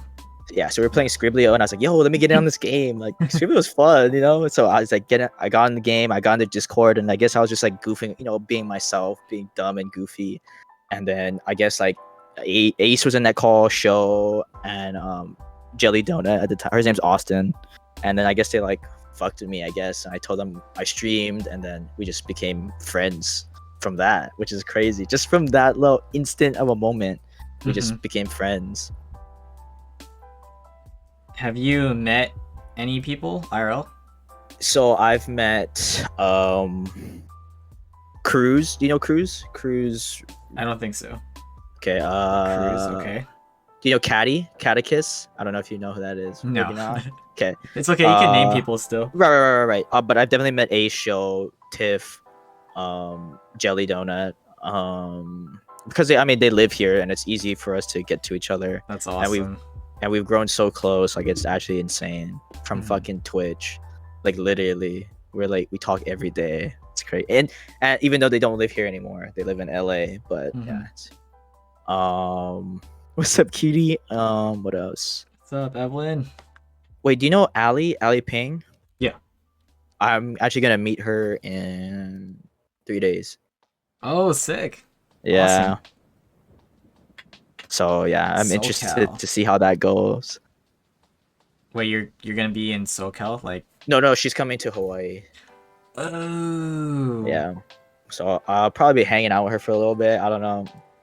She's cool. She's too cool for me though, so I don't know how long I'll be hanging out with her though. But, yeah. But yeah, I'm definitely planning on meeting everybody, like flying to Cali and meeting everybody. I really do want to meet everybody on a personal level. Yeah. So how'd you come up with your name? So, I really don't know. Well, first of all, I hate my name. That's Trez_TTV, but I couldn't put just Trez because Twitch doesn't allow that. You need like 8 characters in your name, I think. I don't know, unless you're partnered, I think, something like that. And Trez, because like Montrez Harrell, they called him Trez, and I was like, oh, my last name is people used to call me Trez because my last name is Ozaki, so they just put Trevor and Ozaki, like Trez, like just put it together like that. So then that's how I got my name. Kind of a shitty origin story, but yeah. No, you're keeping it real. Yeah, honestly. And going back to the panels talk, who made that for you, or did you do that yourself? I bought it. I bought it on Etsy. Okay. I bought it for $1. Hey, it's cute though. It's cute though. Yeah. I was just curious. Yeah. Of course. I had some shitty ass panels before, that's why. But I mean, I don't know. Like I said, I don't really take streaming super like crazy serious, and I feel like the playfulness is funny to me. Like, yeah, I'm just doing it because I like it. Do you have like a favorite stream memory or just favorite stream in general that you've done so far? Favorite stream or memory, yeah. Or memory. Definitely, like I said, me smashing my keyboard on my head is definitely up there. It's because like I was small. Like I had like maybe like 100 followers, and I had like 40 people in my stream. Like, it's like one of those like, oh shit, like this is real. Like people are spamming the chat. Like, what else? As of my recent dating show is probably one of my favorite ones because it was so spontaneous and it was hilarious. Like, other than that, we used to just drink all the time on stream. So there's just so many. I'd say actually my favorite stream memories is when when we all met IRL and we would do streams together. I think that's a cool dynamic. Yeah, it's pretty cool. So you mentioned like back then when you had 100 followers, right? What do you consider as like that next level? Like, I wouldn't say big streamer, but I'm sure you have friends at that level, right? So what defines that to you? I would say consistency, like with people in your stream all the time, like people chatting. I feel like just being an entertaining or like, cause like let's be honest, guys. Like, do we really watch everybody stream from beginning to the end? You know, like being able to entertain somebody. I feel like the people that are able to entertain, keep people interested and chatting all the time is like, I think that's like a real skill. You know what I mean? Yeah. Because there's always boring points, but people will stay because, you know, they're a fan or they're committed or they're friends, or, you know what I mean, like just building relationships like that. I define that as a big streamer, because you could have like 5,000 followers but you have like 3 people in your chat. Yeah. But you could also have 200 followers but you have like 30 or like 20 people always talking, like always there to support you because they just fuck with you, you know. So I it's different ways to think about it. Gotcha. And speaking on that, so what tips and advice would you give to like new or small streamers to like grow? I would say just being consistent, and like being consistent as in like also being in other people's streams and like making friends, you know. I feel like friends is a big thing. Like that's how you networking through people, not using people. Please do not use there's like a lot of stuff on Twitch, like drama wise, but yeah, just building genuine relationships with people, I think, is the most important thing. That's what I think. I don't know. That's just me, because I don't like. I'm a very real person, and I feel like I can sense fakeness, and if I sense fakeness from someone, like I won't fuck with them. You know what I mean? That's why I fuck with you, because like it's genuine, you know. Like, but then I feel like there's also people on Twitch that are not genuine. So that's why it's like. That's why I need to take mental breaks from this platform, because I can sense the fakeness and it just drives me crazy. Yeah. So, yeah. Kind of speaking on that, have you ever been involved or seen like Twitch drama? Oh, for sure. I've never been in drama, but I've seen it. For sure, bro. Yeah. Any examples? Like, you don't have to say names, but... Right. There's definitely like another thing that seems to be happening is like when random people meet for the first time IRL, seems like things happen, like you don't really know somebody, which is true. Like when you meet someone, like for all we know they could be a serial killer, you don't know. Yeah. You know, so it's just like I feel like that's like a big thing that people need to be more aware of. Twitch drama, just like, yes, stuff happens like when they meet IRL, like not good things, and that's a bad one. And I don't know, I think that's about it. Yeah, there's a lot of that though. There's a lot of, because if you think about it, let's just be honest, okay? Yeah. Guys are on Twitch to see the girls. They're not. I mean, if a guy genuinely is in your stream and fucks with you, it's because you're friends. Like they fuck with you. But then, like, I feel like most of these times these guys on Twitch are just simps, bro. Like honestly. So, you know, when you meet the girl in person, like, you know, and there's drinks involved and stuff, like, you know, like stuff happens, you know, and. It happens a lot more than you think, bro. So yeah, that's my outlook on that. Have you personally dealt with any like trolls and hate? If so, how did you handle the situation? Well, I get trolled all the time, just because I'm like just how I am. But I don't know. I feel like I'm a pretty goofy guy, so when people talk shit to me, I find it funny. Like, I don't know. Like, at the end of the day, this is Twitch, you know? Like, I don't know. Maybe I'm just strong-minded. Like, I can see other people being affected by it. If someone's like, oh, you're ugly or you're fat, like, they take it personally. But I don't take anything personally, if that makes... Especially if I don't know you. Like, why would I let someone who doesn't even know who I am affect... You know, like, if they say, oh, this guy's ugly, like, well, you don't even know me. So, like, why should I care what you think, you know? Yeah. So maybe that's just my mindset. I don't know. I think it's funny, honestly. I really do think it's funny. People do come in sometimes and they're like, oh, you're so ugly or blah blah blah, stuff like that. And I just think it's so funny. Gotcha. And talking on what you said, like you need a mental break from time to time. Do you have like any specific moments to mention where you came across like a streamer that rubbed you the wrong way or just made you feel that way, you know? Right. Like fake or something? Right. There's definitely people that I feel like there's an instance where people try to start beef when there's no beef needed, stuff like that. Like,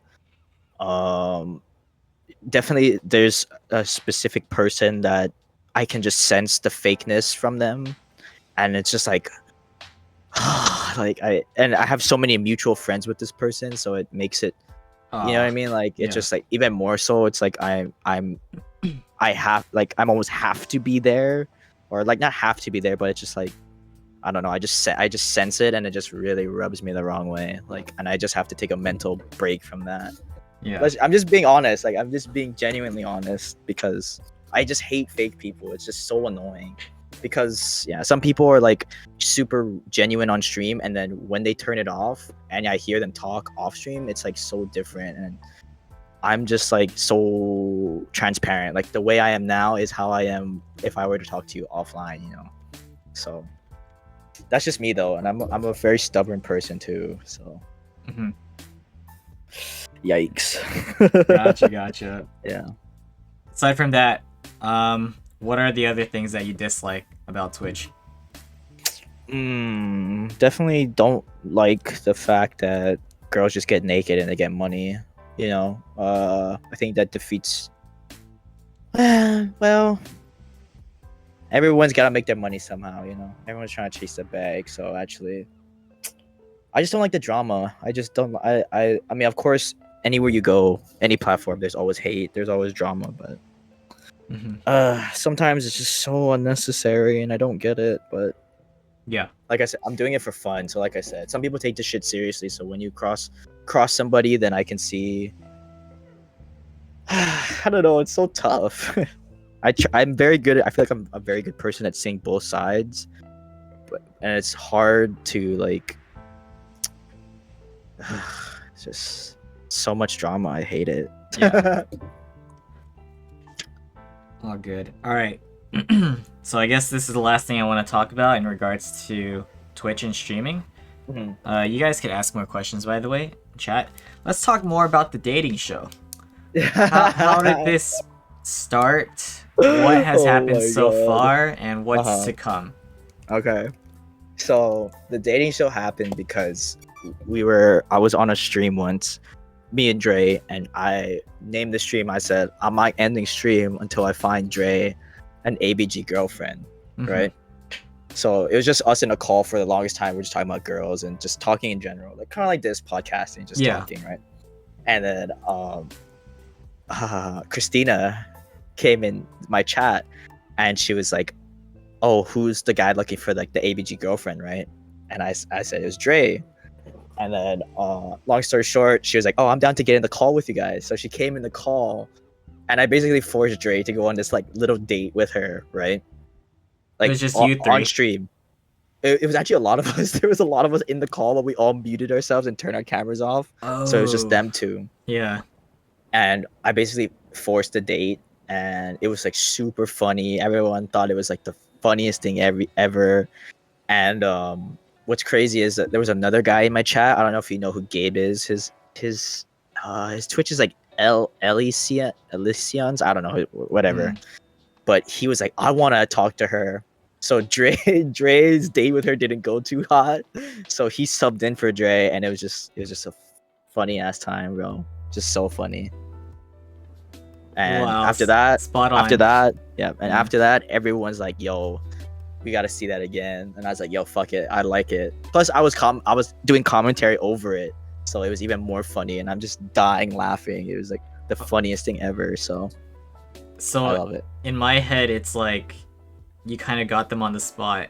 And did you just Right. start asking them questions? No, so they just asked each other like general like Like a dating first question. meeting type of Yes, thing. yeah. And you So were funny. commentating and they could hear And- you commentate? No, they couldn't hear me.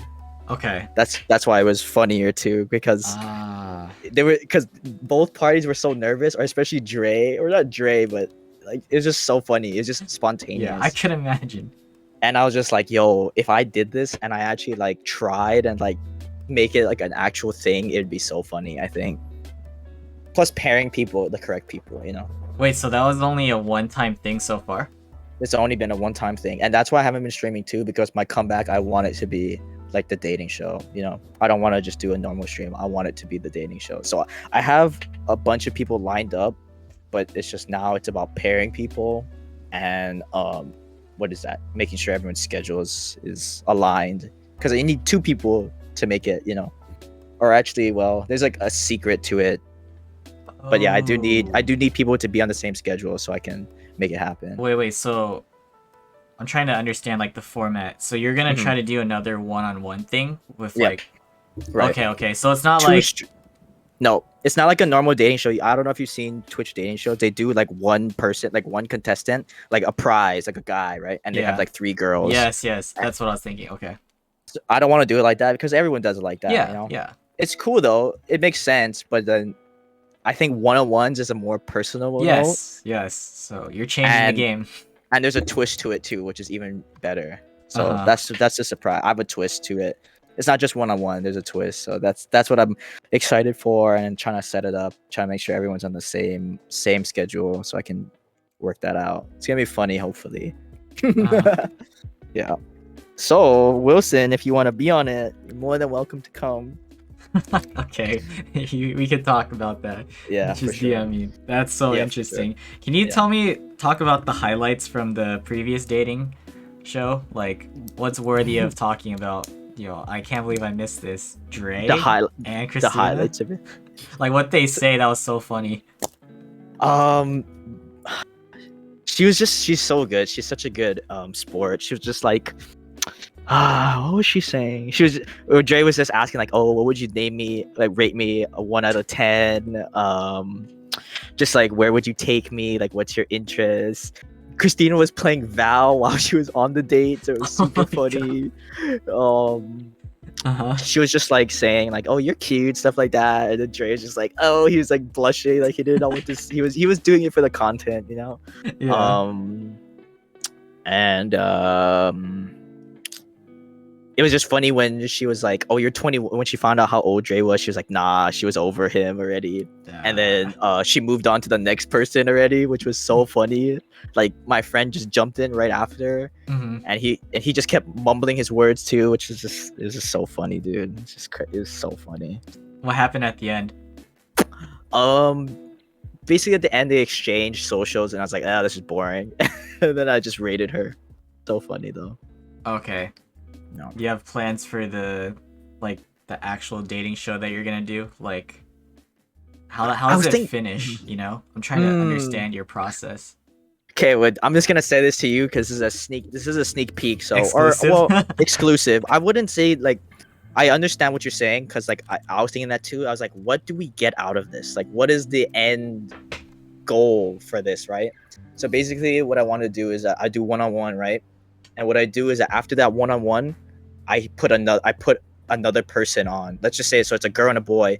They have their date. I don't know how it goes. We'll see how it goes. And I'll take the boy out and I'll put another boy, and make 2 dates pretty much. That's the twist. Okay. And at the end, I want to know who had the better date, or who she would choose date wise. Okay. So or he or she. So Yeah, that's the goal I'm going for. Uh-huh. So it could be very like, what is the word for it? It could be very wholesome, like, date, and then I switch it up and I put someone fucking crazy. You know what I mean? Just to switch it up. So that's kind of how I want to see how it goes. That's why it's kind of still a test, because I want to do one first and then see how it goes. But the people I have lined up for it is like gonna be spot on though. Nice. So in the end, like, if they actually pick a person, it's just the same thing, like exchange socials and or whatever just happens. See how it goes. If you actually make a connection, sheesh. Or plus, it's just something to build off of, because you could be like, oh, this is my Twitch girlfriend or boyfriend. You know what I mean? It's like, I feel like it benefits both parties in a sense. It's just a funny joke. It's a gag. It's all for troll. This is not like an actual dating show. It's all for troll. But it's just like, the people that I have for it are just perfect. Pure content. I have some funny people. So wait, is this still like in the works, or do you have like a date? Still in the works. No official date yet. Okay. Yeah. Wow, looking forward to it, man. 100%. Yeah, that's why I'm taking so long to stream too, because like I said, I really want to do the dating show. It's like, I gotta plan it correctly, and I want it to be good too. Man, that's awesome. Yeah. All right. So, transitioning from streaming, let's talk about other social media. You briefly mentioned YouTube, how you did that Mhm, before and had like COD clips. I mhm. also looked at it. You had like UFC stuff too. Oh my god, cringe. Yeah, Sorry, yeah, that's yeah. like No, from no, high it's okay. school. Had to do Mhm. my research, you know? Oh So, god. let's talk on what else you use. I post on TikTok here and there, or I used to post on TikTok for Twitch reasons, like to promote my Twitch. Yeah. I'd say my main focus of socials is Instagram for my photography. That's like how I get most of clients, and yeah, I don't really like social media like that, to be honest. Hmm. It just like can consume you so much. So pull up Trevor's OnlyFans. But yeah, that's pretty much the only socials that I'm active on is TikTok and Instagram. Fuck, I don't know how you do YouTube. I gave you so much credit for that. Thank you, thank you. Appreciate that. All right. Social media. So, if you guys have any questions for Trevor while he's still here, feel free to ask. Otherwise, we're just gonna jump right into the final few questions, the random for sh- questions I like to for call it. sure, for sure. All right. So, what is one of your biggest pet peeves, or you can name a few? Ooh, good question. Biggest pet peeve is when people like are like, "Hey Wilson, I gotta tell you a secret," and then you're like, "Oh yeah, what do you gotta tell me?" And you're like, "Never mind, I can't tell you." Like, you know what I mean? Like, oh, I fucking hate when people do that. Never mind, I can't tell you. I'm not supposed to tell you. Like, The it's like, yo, anticipation, yeah. yeah, I can't stand that. I will literally punch you in the face if anyone ever did that to me, dude. I hate that so much, dude. So annoying. I gotta tell you a secret. Wait, never mind. I can't tell you anymore. It's like, bro, I Yeah, yeah. hate that, dude. That's my biggest pet peeve. That's about it, though. Yeah, it's I like you hate brought that. it up for a reason. Yeah, it's like, why would you bring it up, bro? Okay. Whatever. Anything else to mention, or is that pretty big already? Let's see. I think that's pretty big. Also, don't like fake people, but I already discussed that. Yeah, yeah, yeah. All right. What would you consider as your biggest accomplishment and biggest failure slash regret? And I also Ooh. remember you mentioned way earlier about like your relationship with your sister is kind of like a Mhm. regret. But Right. let's see if you have anything else to say. Ooh, biggest regret and biggest accomplishment. Yeah. That's a good question. I'd say biggest accomplishment I'd just say is just hmm. I don't really I would just say that my biggest accomplishment is just who I am today, like the progression I've made, like overall just like who I am. Like I finally like know who I am, if that makes sense. Like I don't really care about awards. Awards is cool and all, like that's short term. But like in the long term, just my character, I take pride in, you know. Mm-hmm. I'd say that's an accomplishment in itself from where I've come from. Yeah. Regrets. I mean, at the end of the day, I do honestly no regrets. Even Fair. the way the things happened with my sister, that's like a wake up call for me. Like that's what helped me with my mental too, just being more aware of that situation. And yeah, I actually don't regret that at all because yeah, like I said, like I'm more aware of things now and other people's feelings and being less selfish and stuff like that. So Mm-hmm. actually, definitely my ex. Fuck that bitch. I'm just kidding. But yeah, shut up, Dre. All right. Down to the last three. What was your first impression of me? Wholesome. If we had to do a word, because at first I was watching. At first I was watching you and I was like, dude, this guy's so nice, man. Like, what the fuck? And I was like, I didn't get it. Like, there's not a lot of nice people, to be honest. Or I mean, there's nice people, but like genuinely nice people. Like you're almost too nice. Like, I don't think we could be friends because you're just too nice. I'm just kidding. Like, you're just so too nice. Like, I don't like that. I like a little toxicity, you know. But that's a good thing, you know. Honestly, it's a characteristic I wish I had. Like, there's like a lot of things that I wish I had. But I mean, you know, everyone's different. But yeah, your wholesomeness, your genuineness is very infectious. I think that's a good word. It's a very good characteristic. Are we only toxic to girls? I'm just toxic. I'm just a toxic person. Like jokingly toxic, not I'm never trying to hurt anyone's feelings. but I love being toxic. Thank you. I appreciate that. Seriously. Yes, sir. But I did not like that your tattoos are fake. I did not like that. Get some real fucking tattoos. I don't even know if I would, honestly. Like, quarter life crisis, man. Yeah, I feel that. So let's talk about top 5 streamers that you currently watch. Ooh. Yeah, they don't have to be current- big streamers. It could be Right, your right. friends. Yeah. Right. Top 5, probably probably you're up there. Cause okay, I'll be honest. I honestly do not watch streams. Yeah. Okay, that's I fair. have such bad ADHD. Like I'll watch it and be like, oh, I'm bored, and I'll switch. Even in the mid conversation, you know, like you type something and you're like, oh, like you if you were to ask me, oh, how's your day, Trevor? I'll probably have left by then most of the time. Like, you know what I mean? You know, just being honest. Like I just come and say hi. I watch for a little bit, and if you're boring, I'm just like whatever. Yeah, I'd say you're probably up there. I watch yours probably like the longest. Plus I honestly watch your podcast because I mean I know most of the guests and I'm interested. So like when I'm like working out or I'm at work, I listen to your podcasts. So I think I've watched Chef Homie Kwan's one, the whole thing, Lily's one, Marmar's one, Hyun's. Oh wait, was it? No, I don't know what. I watch like a lot of the podcasts or listen to it. Who else do I watch? That's insane to know. I always watch Dan. I always watch Dre.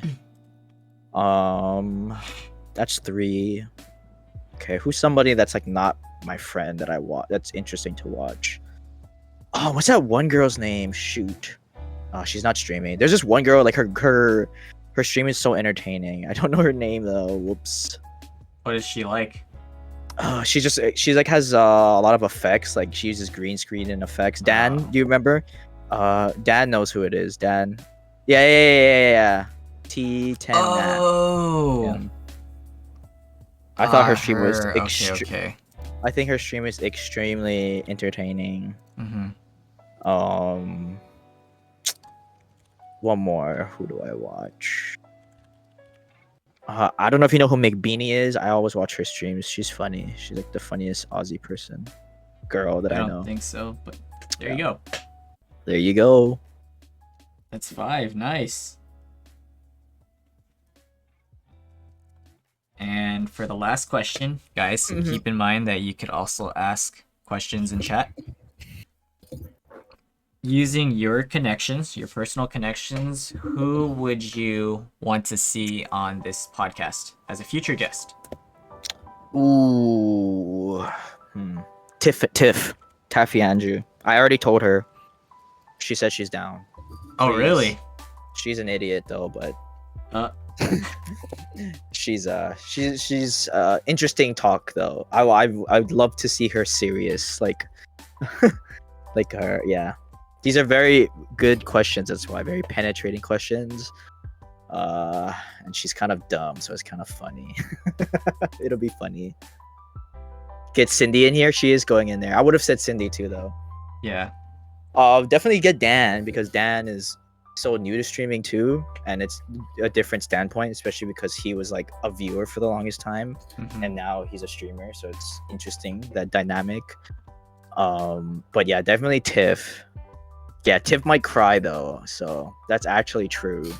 But I mean, she's had a very interesting life, and I think a lot of people would take interest in her life. So sounds good. I'll eventually get a lot of people or more. So yeah, oh yeah, for sure. We'll see. And do I like to travel? Yes, I love to travel. It's just with the new restrictions and COVID, it's hard to travel at the moment. All right, well, that's it for me. Do you guys have anything else? I feel like most of the people that are here from my streams don't have any questions because I'm just an open book. So I'm just here for the good vibes, bro. How's the podcast going? I think it's going pretty well. I've already expressed like 4 deep, dark secrets on this podcast to Wilson. So, yikes. It's exclusive, guys. For real. Are you straight? Sometimes. Uh, do you enjoy Hawaii? So Hawaii's cool, but it's also boring slash small. So you already like know everyone knows each other. Like honestly, like people say that all the time, like, oh, everyone knows everybody here. But honestly, legit, like Hawaii, like you literally know, or you either know or you're somehow affiliated to everybody. So it's like pretty annoying. Like you could date somebody, right? Let's just say I met a girl, I've never seen her, never known her my whole life, and then I met her and I was like, oh, let's like whatever, let's get together. And she'll probably know like half of my friend group, you know, like it's crazy like how everyone's connected, and it's actually kind of annoying, especially dating wise. Yeah. Advice you have for people who are thinking about starting streaming, all you gotta do is just take your shirt off and turn the camera on, and bingo, you're welcome. Content. That's what I did. Or you can bash a keyboard on your head and call it a day. I already know half of the population of Hawaii. Honestly. Jeez. Yeah, it's crazy how small this island is though, but Mhm. All right. Well, I guess I'll close this out for the YouTube portion. Oh, I'll move to LA if you move to LA. so dumb. I'll never move. All right. So, guys, thank you everyone for being here. This is the Chang Gang Podcast, episode 17, featuring Trez TTV, aka Trevor. Trevor, thank you so much for your time. I really appreciate it. It was really nice to learn so much more about you. Thanks for having me, man. Freaking seriously an honor. Shotgun. I'll do it for Wilson if he's down. Not you shotgun, but to let me shotgun real quick. Yeah, of course. You could do that. Go for it. Be right back. Thank you guys, seriously, for being here. Really appreciate it. And dude, that warms my heart.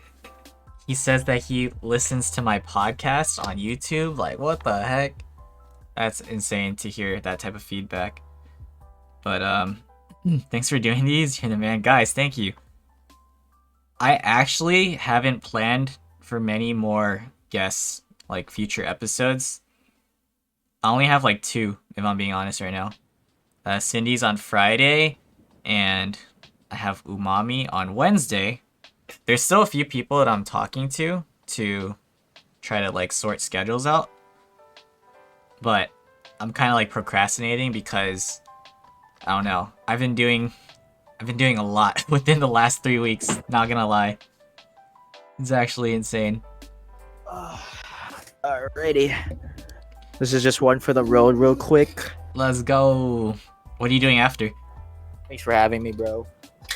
Oh. Sheesh. Ugh. Excuse me. Wait. Okay. Wait. What? Dude, that was fast. Oh, thanks, man. Wait, Yeah. what the heck? That was Dude. like a second. You gotta come to my streams more often when I drink, bro. It's bad. Yo, I'm shocked because like Cindy's like the person that I see who does it so often. And she's like so fast, but you're like the Flash. No, dude, there's guys faster than me on Twitch. The trick is, dude, this is what you do. You breathe out, like, and then and then because you're breathing out, you instantaneously want to breathe in, and then that's when you go. And you just breathe it in and just suck it all in. That was like 1 gulp for you? That was like 2 gulps. Yo, a lot must have happened within that second that I'm shook. Oh, yeah. Okay. All right. Guys, thank you so much. Remember, drop that like button or hit that like button, and please do subscribe if you haven't already. Trez, feel free to sign us out. Last few words. Just want to say, like I said, honored to be here. Wilson's such a nice guy. I had to do it. I'm obviously not that. I am so toxic, but Hey man, like I said, honored to be here, especially like what you're doing. I fuck with it a lot. I've always wanted to do like a podcast, but I'm too like boring, honestly. Let's be honest. Like, it's honestly hard to like think of ideas and questions, and it's just like it's what you do is really special, honestly. So, like I said, honored to be here. Thank you. Yes, sir.